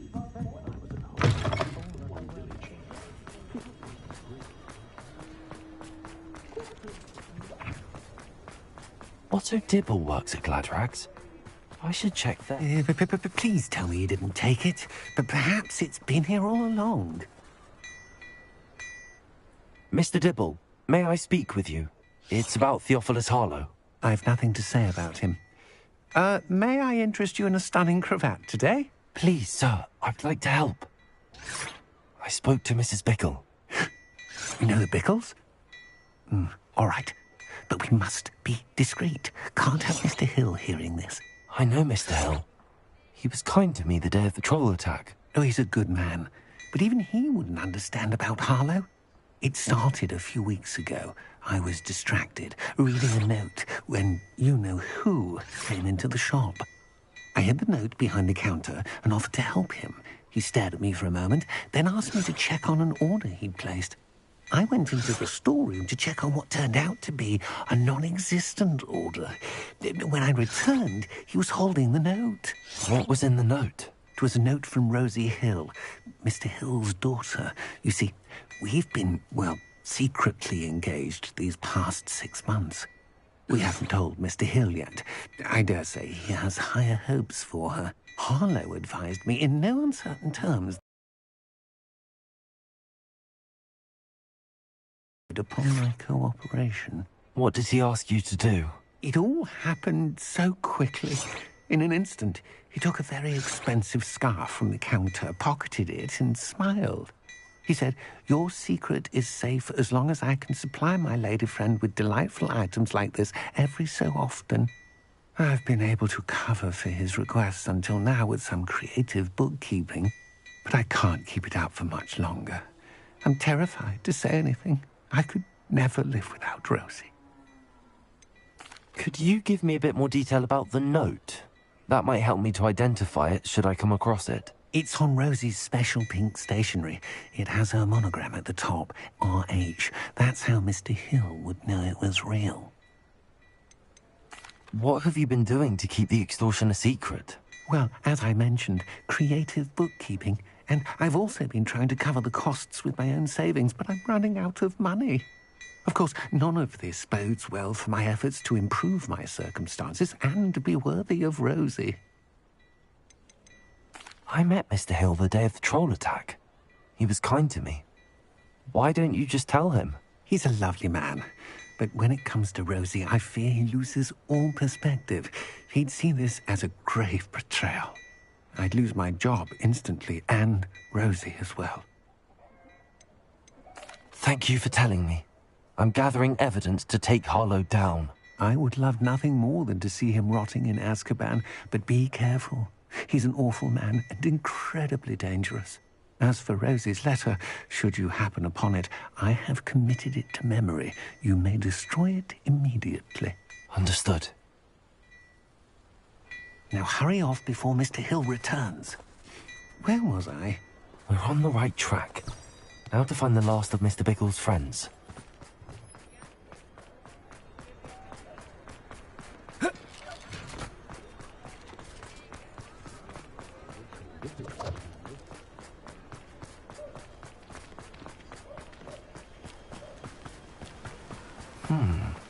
Agabus Filbert must be around here somewhere. Hello there. Excuse me, Mr. Filbert? I wondered if I might speak with you about your dealings with Theophilus Harlow. I hope to ease Mrs. Bickle's mind by gathering evidence against him. Oh, tragic, what happened to Bickle. He wanted me to speak out against Harlow for an act of violence committed against me. But I feared Harlow's retaliation, and so I refused.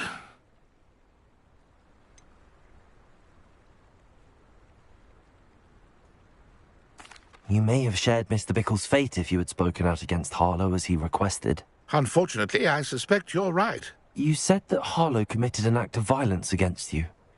Could you tell me what happened? Before my extraordinary wife, Dulcibella, passed away, she had just completed a small book of poetry. As a surprise for her birthday, one she never had the chance to celebrate, I had the book beautifully bound and plated in gold. One day, Harlow came calling to punish me for having spoken out against the Neanderthals that comprise Rookwood's lot. Before I knew it, I'd been petrified, and Harlow was rifling through my home. He found the book of poetry, with its exquisite gold plating. I watched helplessly, lying there in my entranceway as he walked away with the book, laughing as he went. I was shaken to my core. Still am, to be honest. I imagine you fear Harlow retaliating again, but do you mind if I share this information with Officer Singer? I suppose I have no choice. This extortion can't go on forever. You can pass it on to anyone who may be willing to help. Harlow does not like people talking, as you already know. I've spoken with Mr. Bickle's friends. Now to find Natty.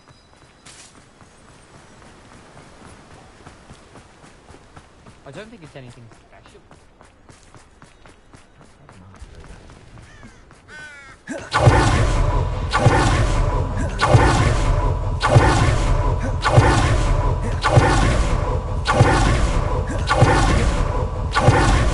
It's not Natty to be late. She said she was going to the Hog's Head. Perhaps I'll find her there.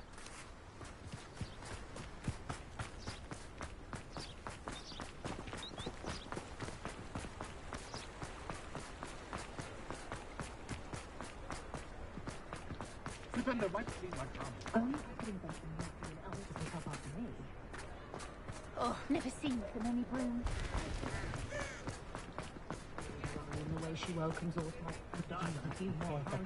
Find myself scurrying. Natty must be around here somewhere.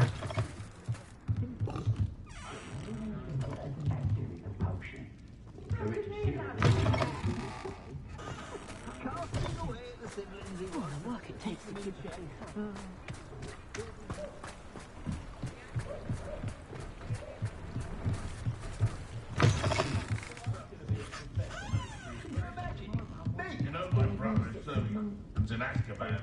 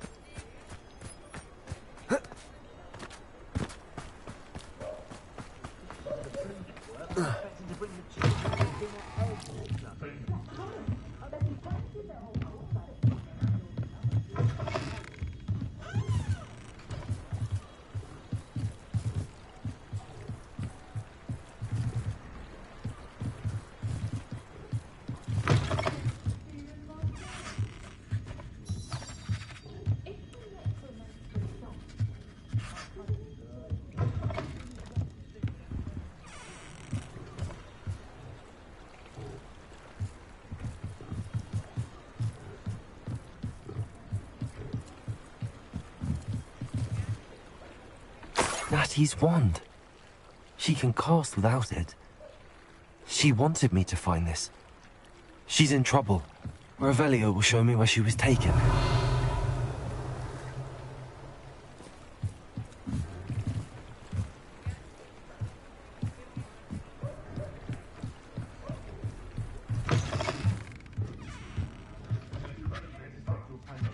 Nosy little students get what's coming to them.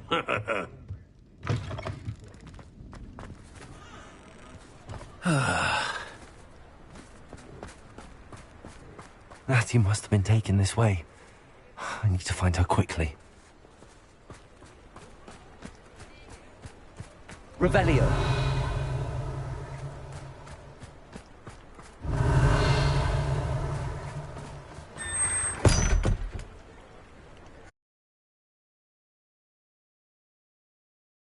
The footprints led to this room. There must be another way forward. Accio.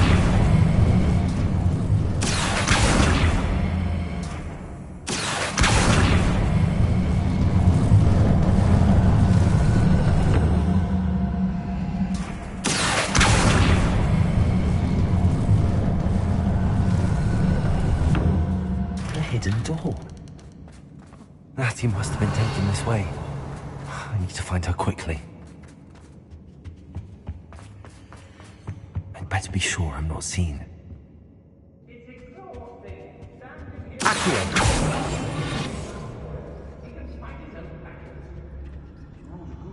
It's not gonna work. It might. Using that girl as bait, no one's coming for her. We ought to just kill her. Harlow says her friend will be reckless enough. He wants them alive. Only a Hogwarts student would be arrogant enough to come in here alone. Just keep an eye out.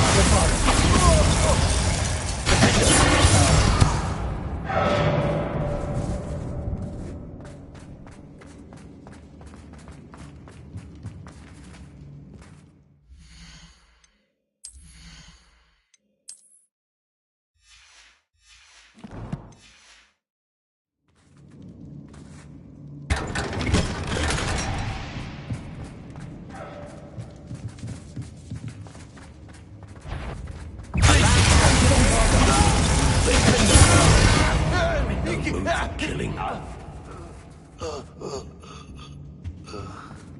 Natty must be here somewhere. You found us. I knew you would realize I had left my wand for you. Speak to Mr. Rabe. He will tell you what you need to do. Revelio.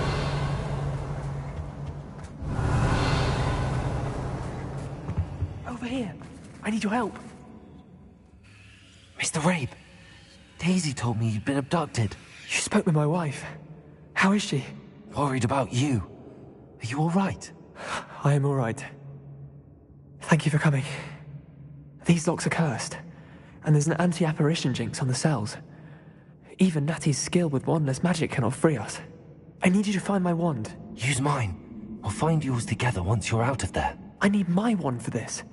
Using one with which I have no connection may not work as well or as quickly, and we cannot risk detection. I shall do my best. Any idea where it might be? It's nearby. I can sense it. Understood. I'll find it. Your friend Natty was not able to summon my wand. It must be blocked by something.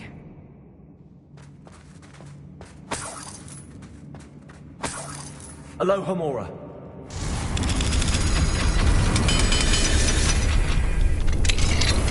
Rabe's wand. He'll be glad to have this back.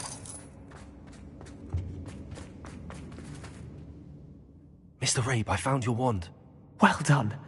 I knew it was nearby. Now, you best stand back. One never knows how a curse will react to being broken.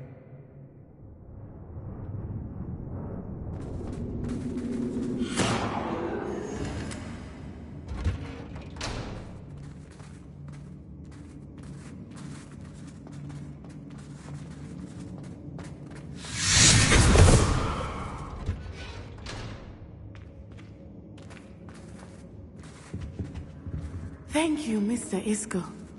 My pleasure. And thank you, my friend.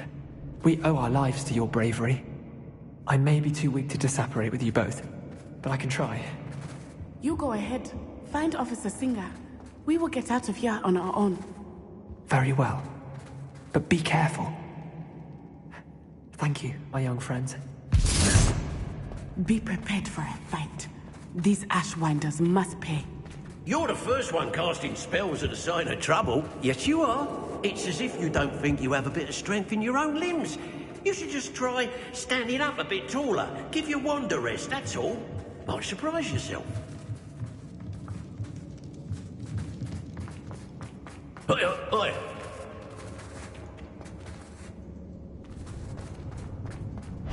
The girl's friend was killed. Dangerous.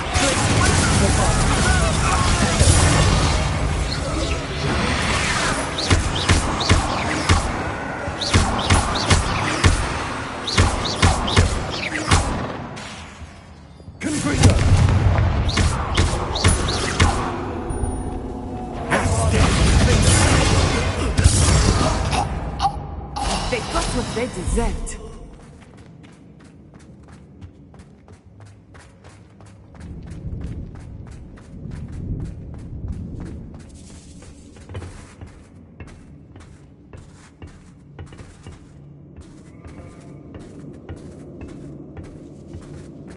Bombarder.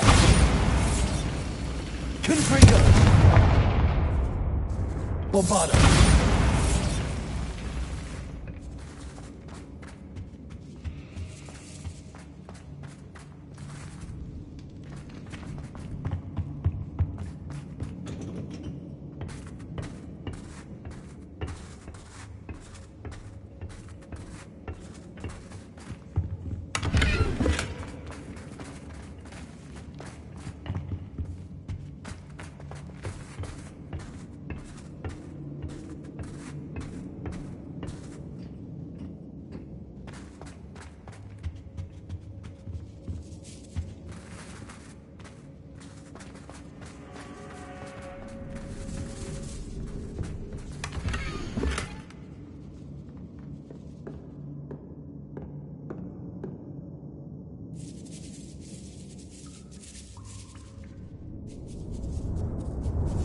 Otto Dibble's love letter from Rosie. He wanted me to destroy this if I found it.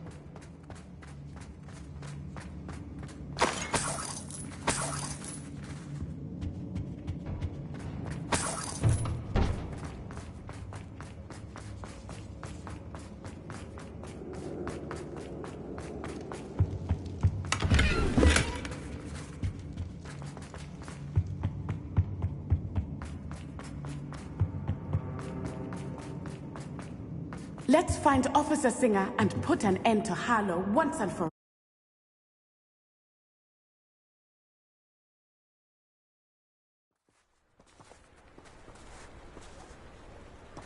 Natsai Onai. I should have known. And you, the troll dispatcher. Oh, thank goodness the two of you are safe. Isco Rabe told me a couple of students had rescued him. Should have known it was you two. Is Mr. Rabe all right? He is.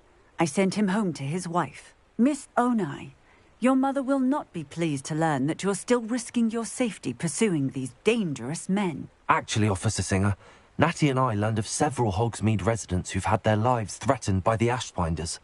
In addition to abducting Mr. Rabe, to blackmail his wife and Natty, Rookwood and Harlow have also extorted Agabus Filbert and Otto Dibble. I will look into all of that. As for the two of you, I appreciate what you're trying to do, but you are taking great risk. Next time, please let the authorities handle the Ashwinders. With all due respect, officer, the authorities haven't done much about any of this. There's more to taking down an organization like the Ashwinders than simply storming in and hauling them off based on a few accusations. I must insist that you leave them to us. We shall have no further discussion on this. Natsai, you may wish to speak with your mother about this before I do. My mother will not like this. Thank you again for rescuing me. We shall speak soon.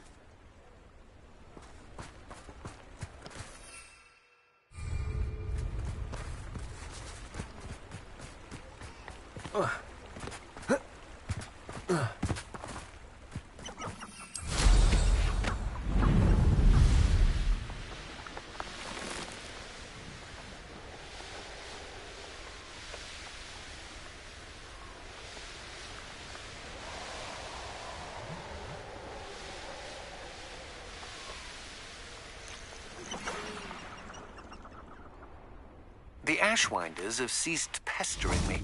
I suspect that's your doing. Thank you from me and Rosie both. We're just leaving for our honeymoon, after we tell Mr. Hill of our recent marriage. Wish me luck.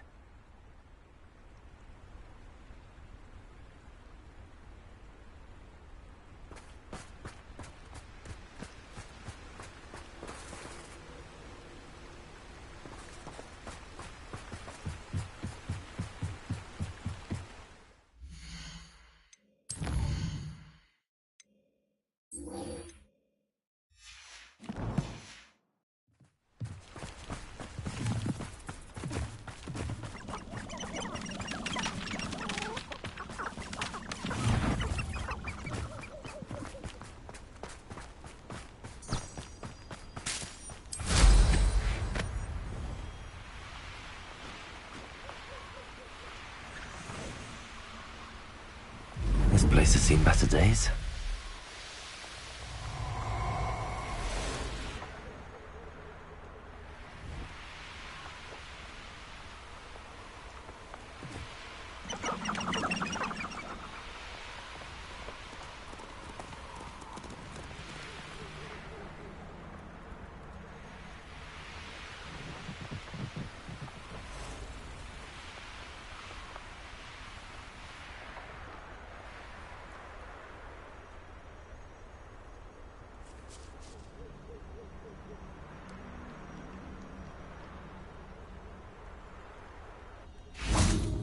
I can do this. I can do this. They will want to help.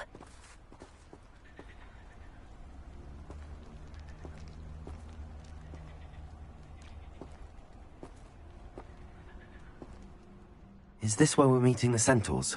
Well, they don't exactly know we're coming, so it's less of a meeting and more of a surprise, I suppose. I'm not sure about this. I can't imagine they're fond of being surprised. We don't have a choice if we want to help the Snidgets. Perhaps they'll be able to tell that we're sincere.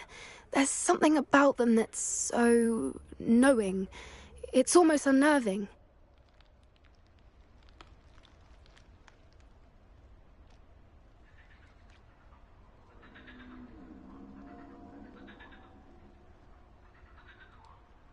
I suppose they are known for having an air of omniscience. That's exactly the right word. Never mind. What is it? It's nothing, truly. We've no secrets to hide. Speaking of secrets, I do want to tell you why Victor Rookwood's after me. He's working with Ranrock, and Ranrock's after something I found at Gringotts. Fig had a portkey that led us there after the dragon attack. It's a bit of a long story, and Fig's asked that I not speak of it yet. Goodness. Well, that certainly helps explain a bit about what we saw back at Horntail Hall. Of course, I'll guard your secret as if it were my own. Even the Centaurs won't know. We'll simply be honest with them about what we're trying to do. They'll have to help us, won't they? Yes, of course. You're absolutely right. We'll meet with them, tell them about the Snidgets, and I'm sure to all be fine.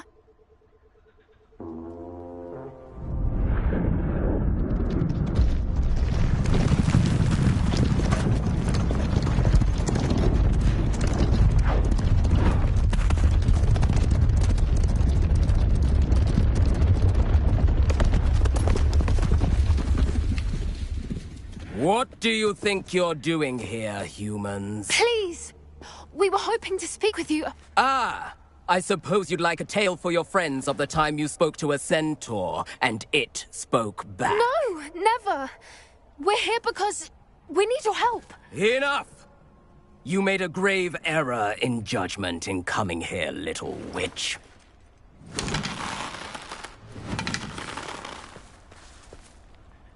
Leave them be, Alec. We do not harm the young. It is not our way. You forget your place, old fool. I'm the leader of this herd, and while you cling to our way, their kind continue to slaughter beasts like us without a care!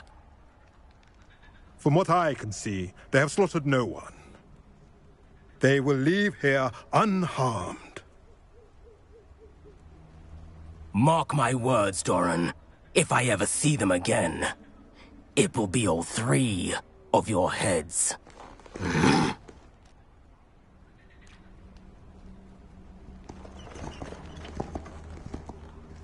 Foolish children. Do you know what happens to wizards who wander here? Now, follow me before Golden Snidgets are still alive, and the poachers are after them. They know that the key to finding them lies in the moonlight, but they don't know what that means, yet. Please, help us find the Snidgets before the poachers do. Could it be?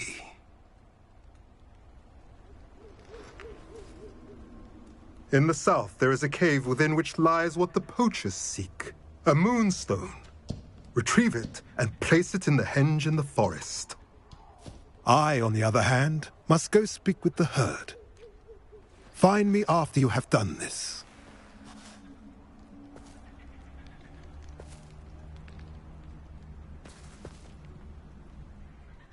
I don't understand. So the moonlight mentioned in the journal doesn't refer to actual moonlight, but to a moonstone.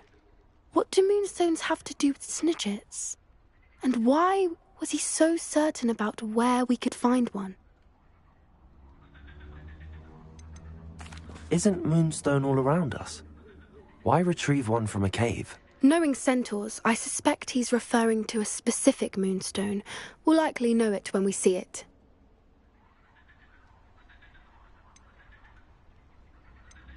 I don't know, but I am inclined to believe him, what with his being a centaur and all. I am too. It is a shame how quickly he left. What was his name? Doran. That's what the leader of the herd called him. Well, if Doran knows something we don't, I'd rather act now and ask questions later. I can head to the library and start looking into the cave you mentioned. I'll let you know what I find.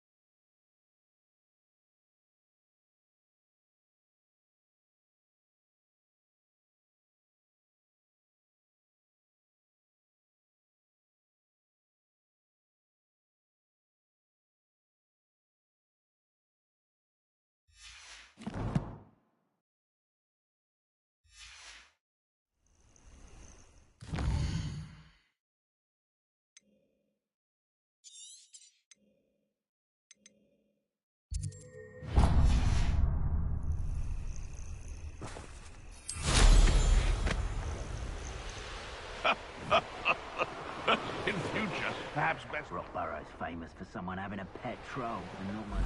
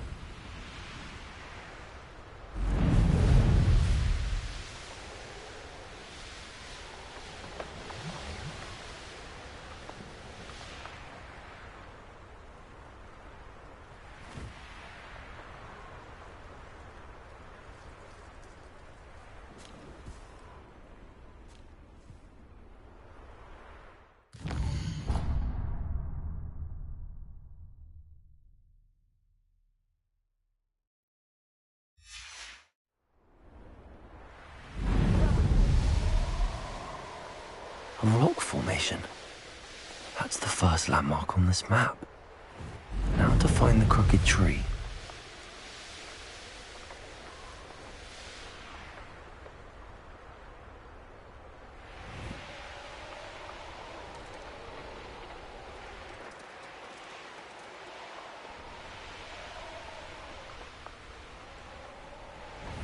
Who lived here, I wonder?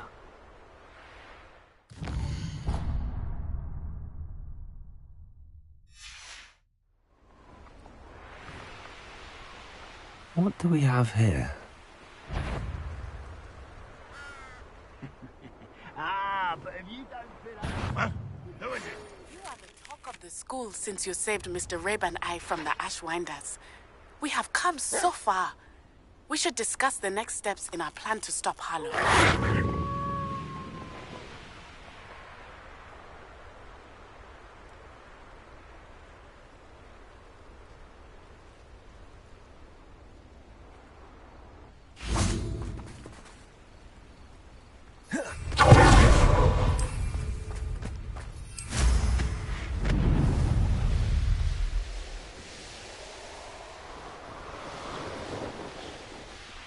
I may have more luck higher up in the keep.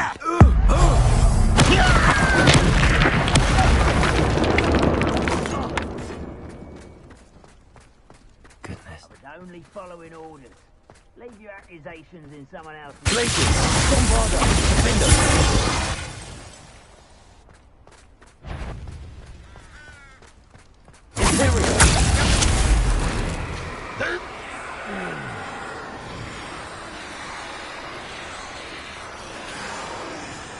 This is the spot on the map.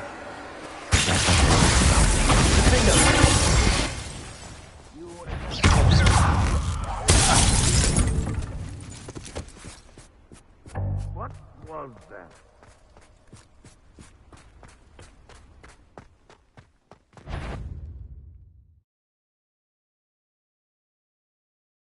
This castle's hiding all sorts of secrets. What will we find in here?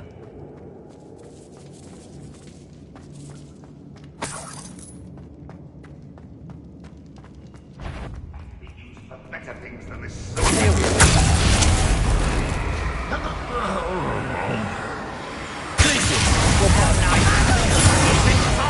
Dark magic. Hello, Homora.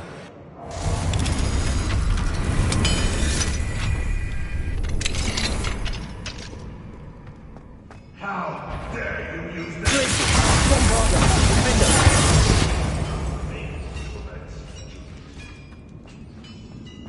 It looks as though Adelaide's instincts were spot on.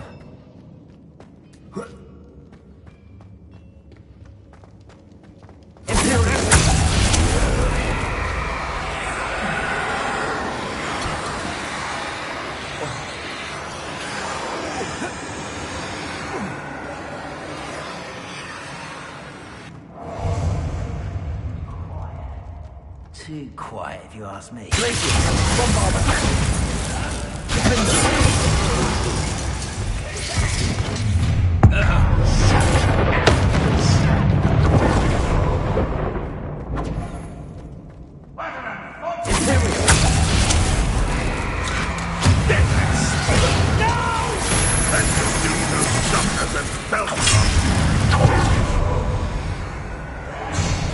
get this over with.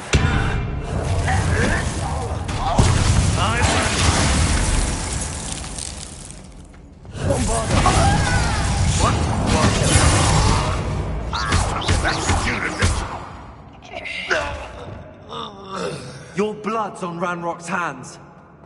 A boiler door. How to open it?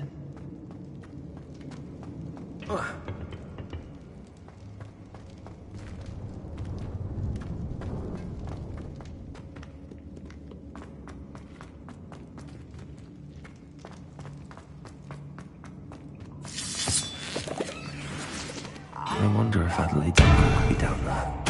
What's going on out there? First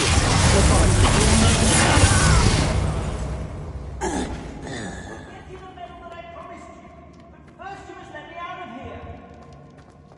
Certain we can come to an agreement if you'll just set me free.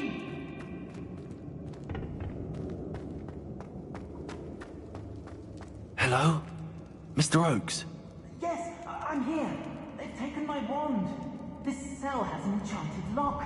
I have experience with these locks, but I need my wand if I have any chance of opening it. Look for a boiler door. I've heard them speak of it. I need to find Mr. Oakes' wand. Where could it be?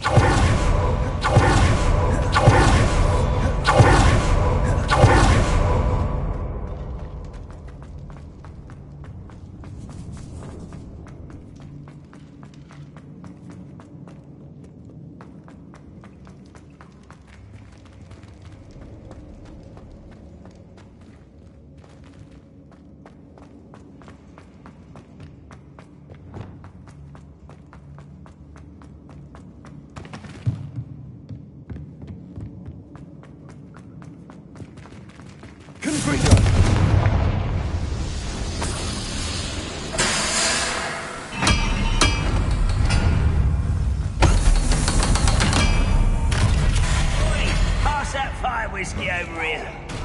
One way or another, we'll get what we're owed. Quiet as a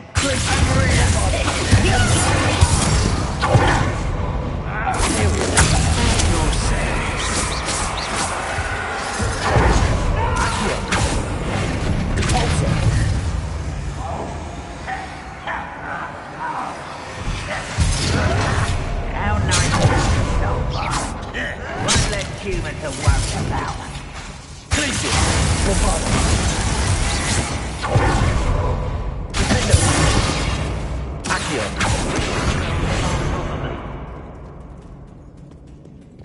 Stupid to come here.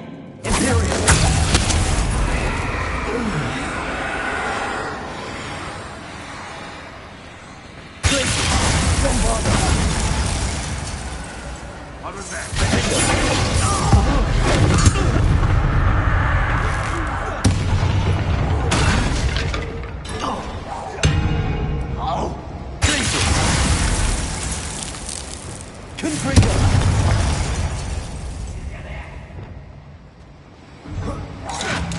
Back to the bench.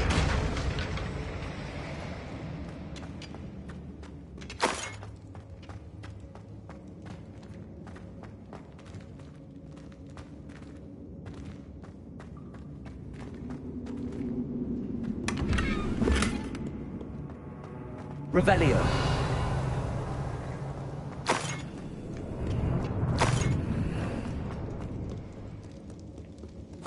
This must be Mr. Oakes' wand. Perhaps now he can set himself free.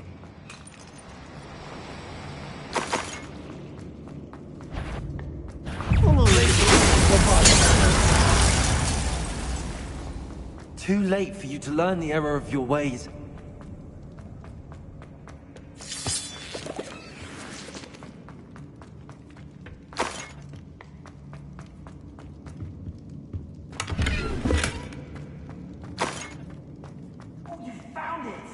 pass it to me. Hurry, before they come. I must get out. Hurry. My wand. Oh, thank Merlin. Thank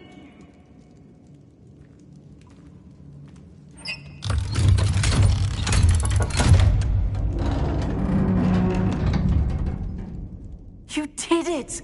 I found my wand and... Wait, you're a student?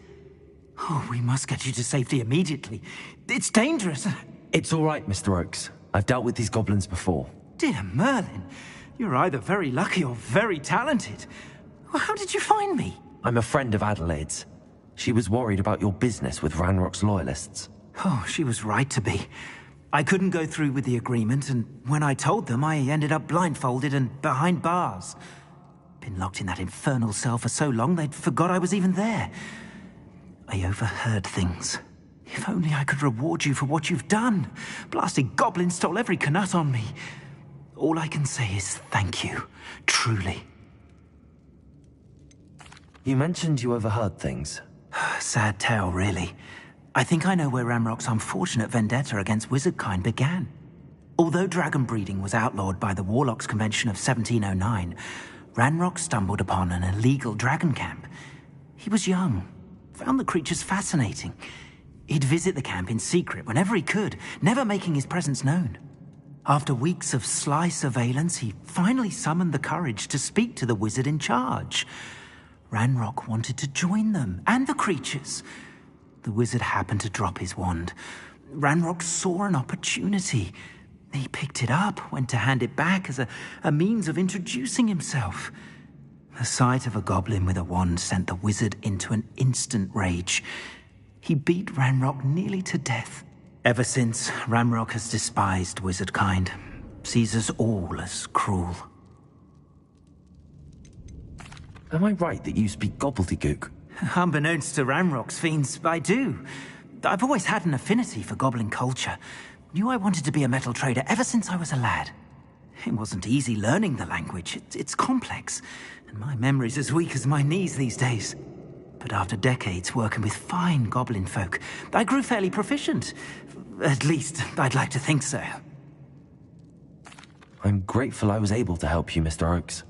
Adelaide thinks the world of you. Oh, and I her. She's become quite savvy to my trading habits, always analyzing my detailed owls. If only I hadn't resorted to trading with such fiends. A lesson I shan't soon forget. Having my wand back is like being reunited with an old friend. I must return home and inform Adelaide of my safety. Will you be all right? I'll be fine, Mr. Oakes. You get back to Adelaide. I assure you, her worries outweigh yours. Oh, I'm anxious to see my dear niece. And then I plan to travel far from here for my next round of trading. Thank you. May life reward you justly for your deeds. Be well, my friend. Mr. Oakes was lucky. Ranrock's lot would never have freed him.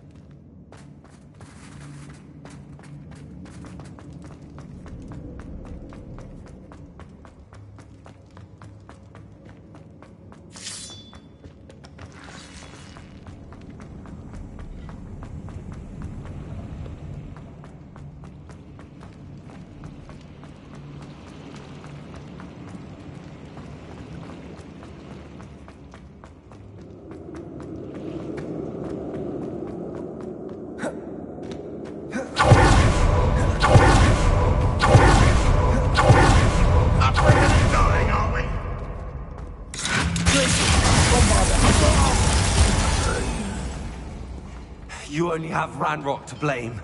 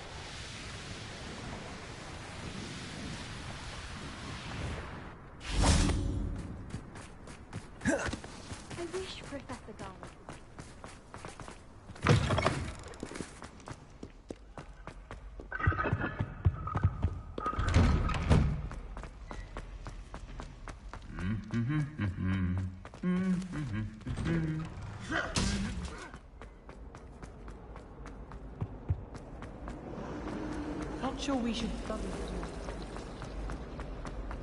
What do you mean you won't be coming home for the holiday? Darling wants to meet us. Come on!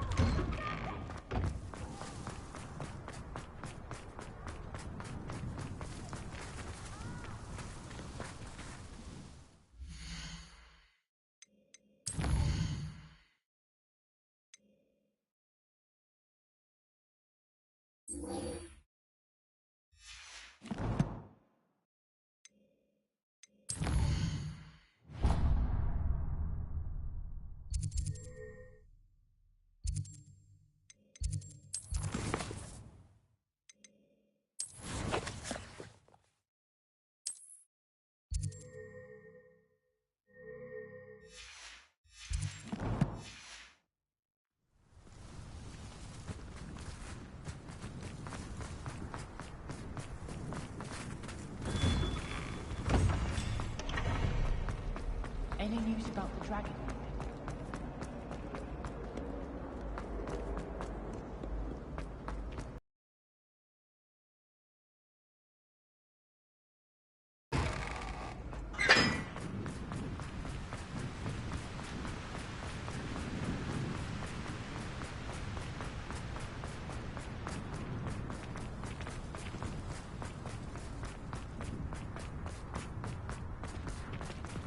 My fizzing whiz beer is still brewing. These things take time.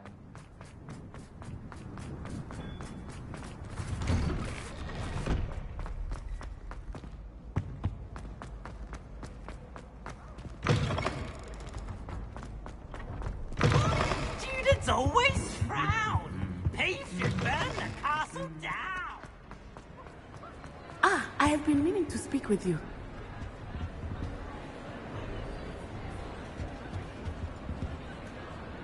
I still can't believe we escaped the Ashwinders. You may not realize it, but you are the talk of the school since you saved me that day. I wonder how everyone knows about it. I told my mother in the hope that she would be more forgiving of what I have been up to if it came from me. She likely told other professors, and news travels quickly. Unfortunately, she might, in fact, have been even less forgiving than I'd hoped. If she knew more about what you've done, I suspect she'd be proud. If she knew any more about what I've done, she would never let me out of her sight again. I'm sorry. Has Officer Singer done anything with the evidence we provided? She has not. Harlow is as strong as ever. Someone needs to stop him, whether it is us or Officer Singer. If someone had stopped the monsters like him in Matabeleland, my father would be alive today. What exactly happened to your father? It was a beautiful day. My mother had gone to tend to a neighbor who was ill, and so my father and I were galloping in the savannah. Galloping? Your father was also an animagus, I take it? He could become the most majestic giraffe, and he would carry me on his back, my arms around his neck. We were on our way home when we surprised a group of bandits who had come from our village.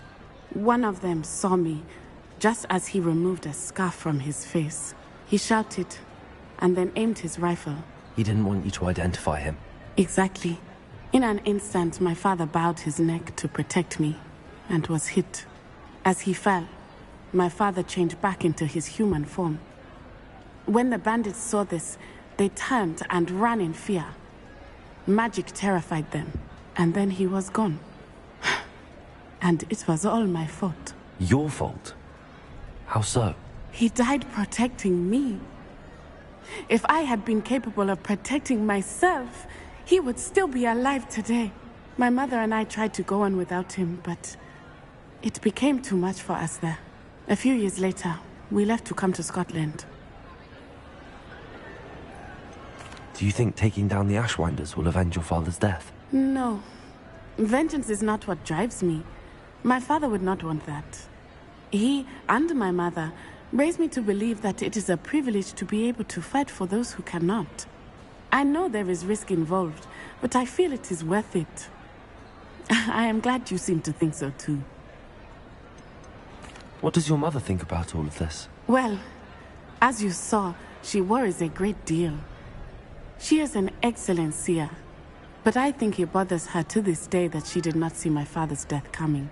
She misses him. As do I. So I believe on some level she understands my need to seek justice in a small way. But that does not mean that she likes it. Do you think your father would approve of the things we've been doing? Oh my. That is a good question. In theory, yes. Although he would worry as my mother does. But I think he, of all people, would understand my persistence. My father never shied away from a fight for good, no matter how ruthless the foe. And I think he would have enjoyed knowing that I had a compatriot like you. I'm sorry, Natty. I can't imagine what you've been through. Your father sounds exceptional. He was. Truly extraordinary. And thank you for your kind words. We all have our burdens. My father had a saying about that. Yes, I remember. Rain does not fall on one roof alone. Exactly. Soon you and I will put an end to the Ashwinders, beginning with Harlow. And once he is gone, we will turn our attention to Rookwood. We are making progress, and we will succeed. Thank you again for saving me. You deserve all of the praise you have received.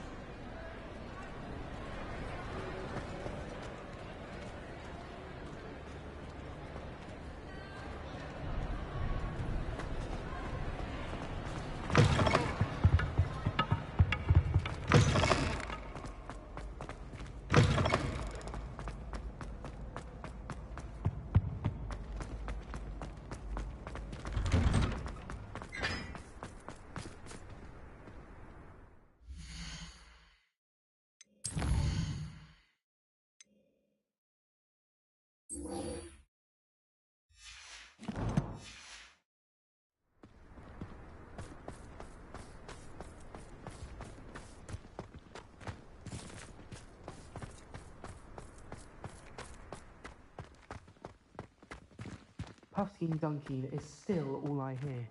Thanks for being an utter waste of time.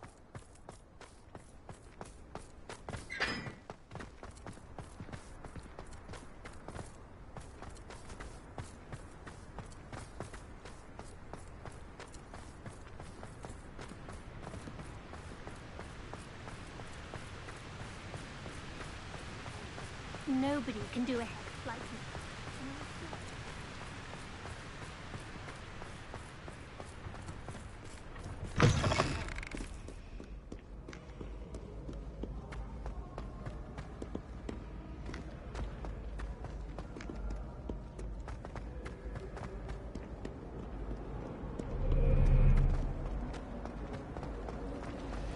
I thought it would be hard adjusting to sharing food.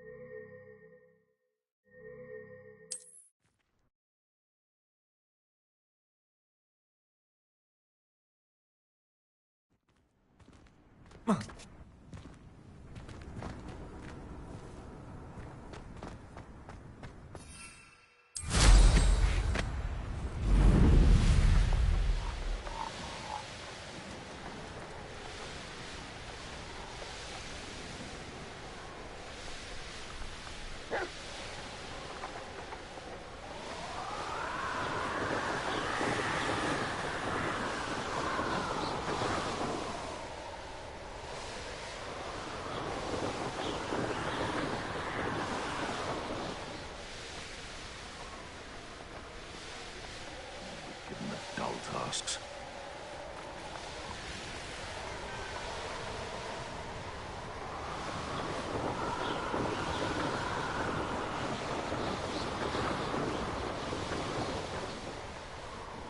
You can see to me.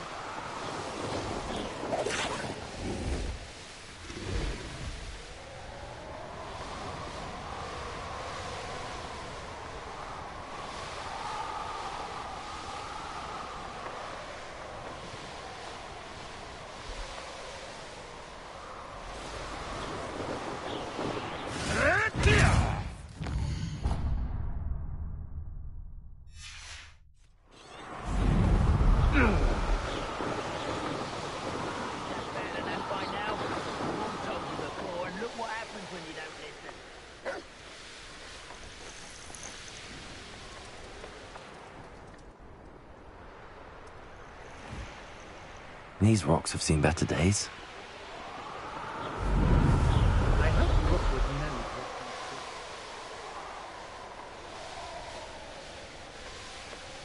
The course looks rather deserted. I hope everything's all right. I'm over here. Hello again, Imelda. This course is a bit far from the castle, isn't it? Obviously. Evidently too far for most of our classmates. Pathetic. They should be begging me to keep these trials alive, not running scared. I'm surprised our new 5th year showed up. I suppose I appreciate the effort. That's actually... thank you. I know I can be impatient, but I get frustrated by those who don't take things as seriously as I do. And in my experience, that's everyone. Anyway, don't let it go to your head. Right then, enough chatter. I'm confident I've posted a time you won't be able to beat. We'll soon see how I fare, won't we? I'm ready. Get ready to lose.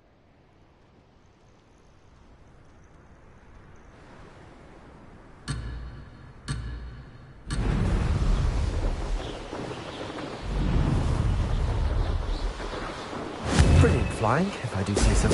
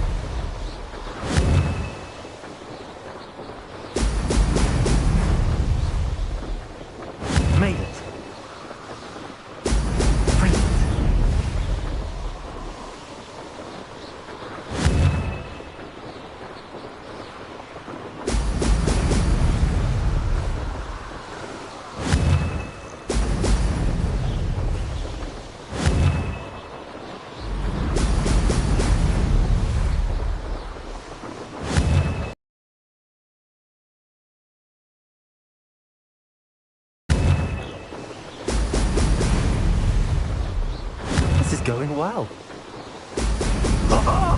Now that's more like it!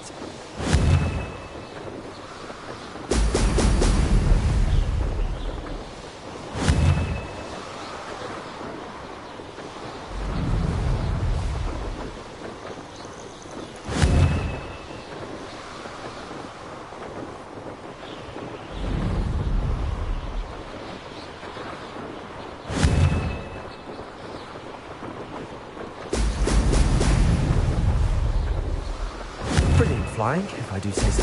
Excellent.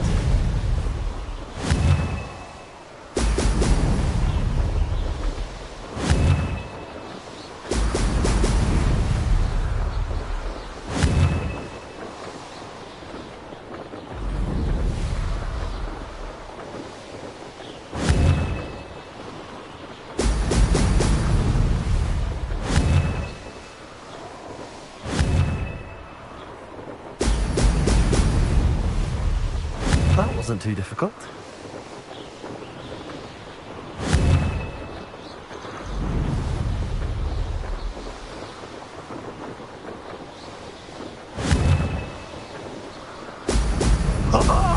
Now that's more like... That wasn't too bad.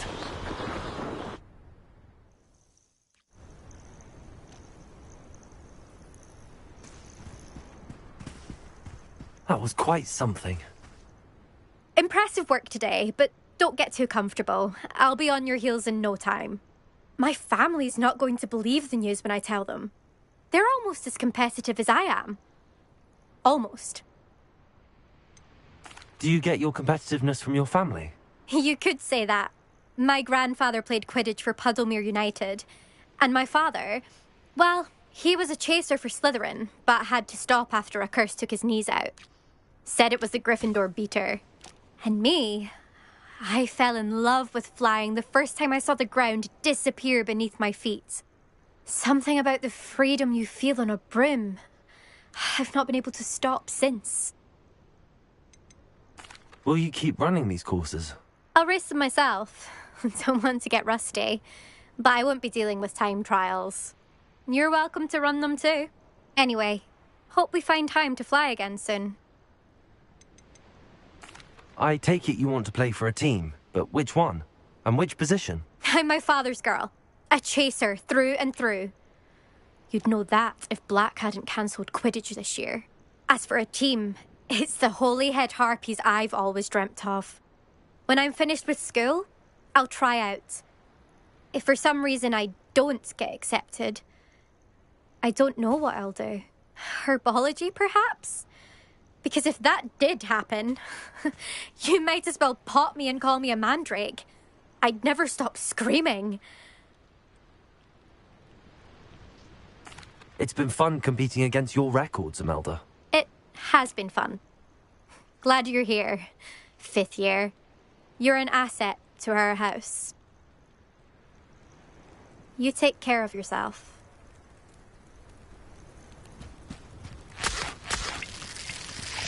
I should let Mr. Weeks know that this was his best upgrade yet.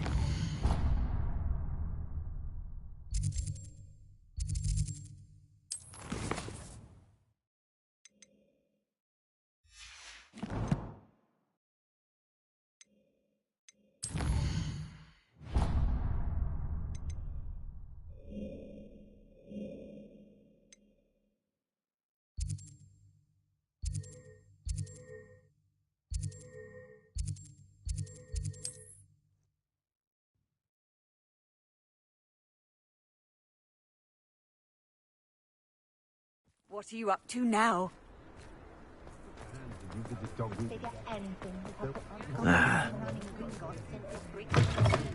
How's my favourite test flyer?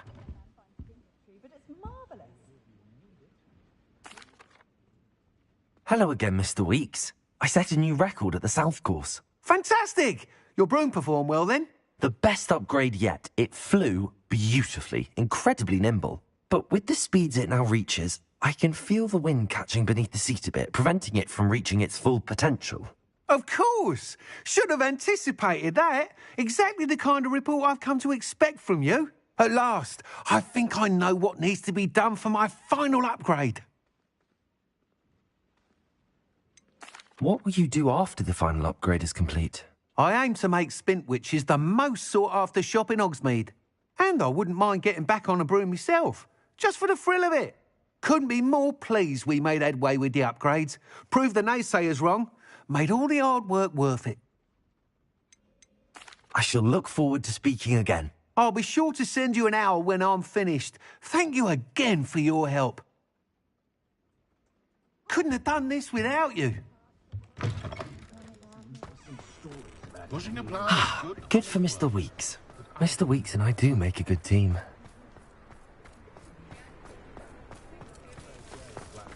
Roads and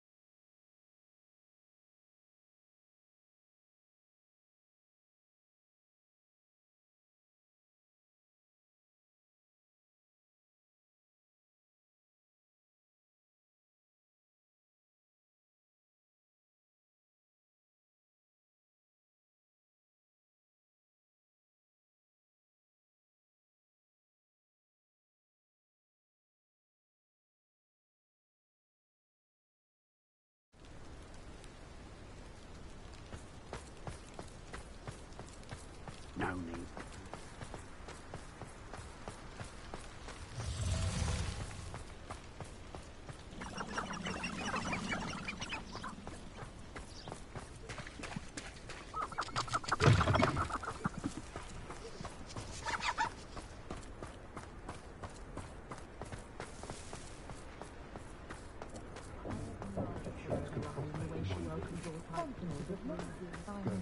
The secret is do the hard work.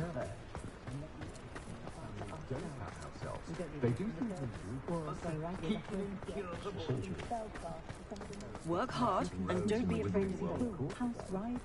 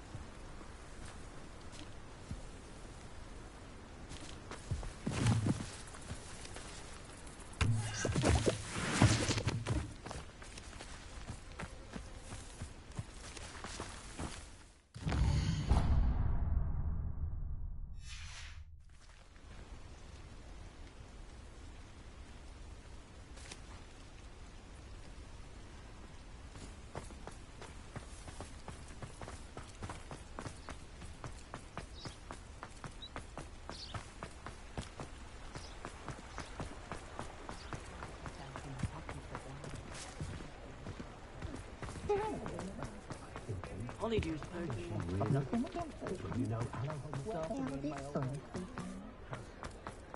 Just because you know Lumos.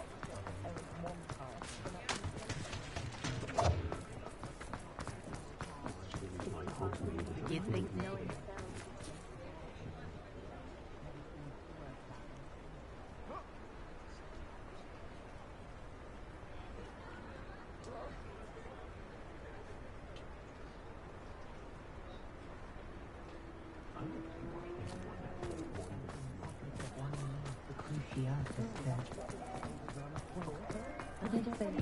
My father always taught me.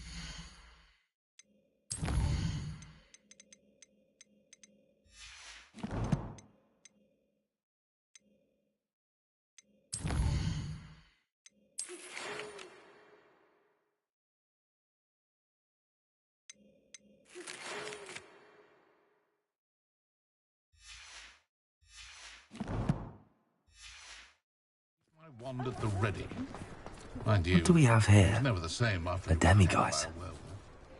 I should imagine she'd always have room for an extra cauldron. Yes. Thought it was a good idea myself. Very good idea. I should be happy if my husband bought me a spare cauldron. Oh, really? May I ask why? The notion of it before I buy one, you understand? It's a wonderful thing to have in the village. Hogsmeade is very fortunate to have its own cauldron shop. Yes, certainly saves the trip to London. Not as you do,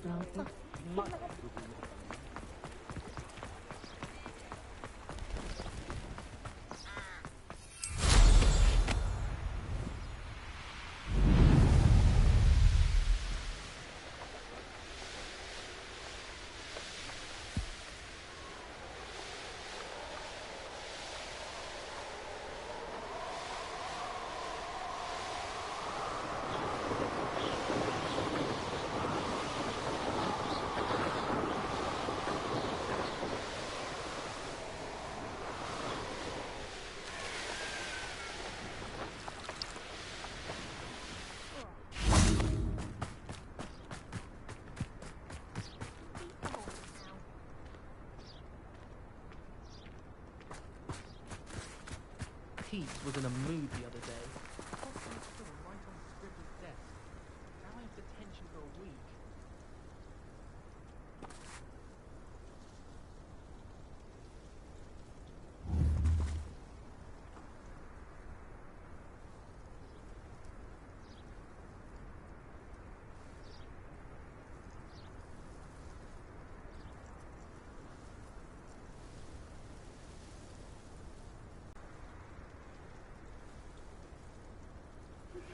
I'm truly awed by what we've accomplished. The final broom upgrade is better than even I expected. Stop by Spintwitches when you can.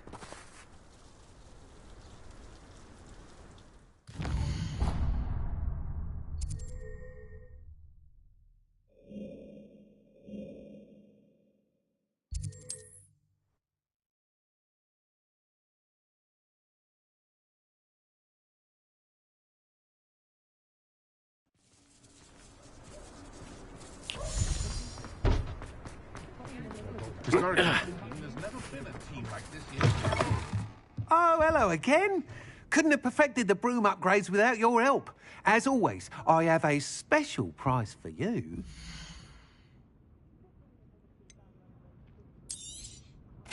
I truly enjoyed working with you. Thank you for believing in me. Thanks for stopping by. Hope to see you again.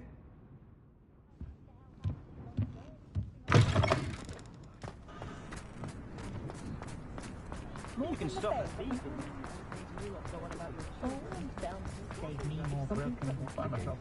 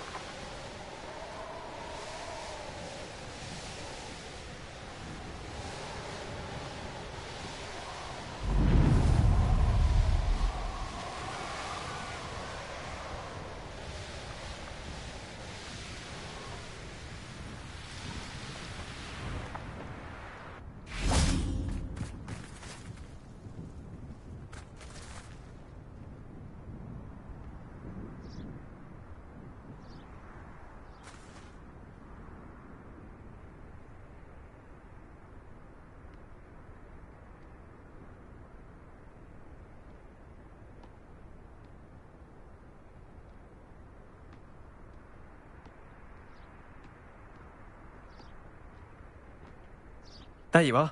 The cross-wands duelist to beat.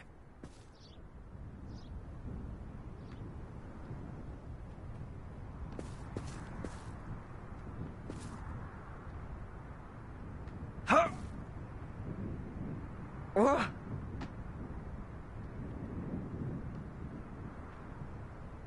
Oh.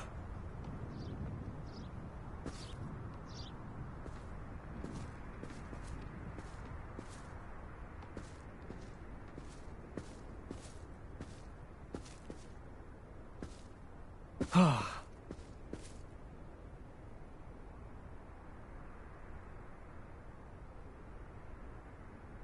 Oh. Ah.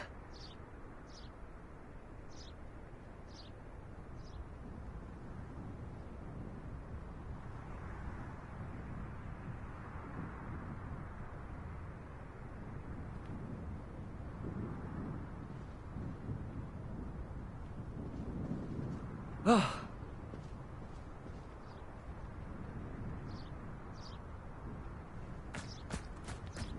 Bombarda!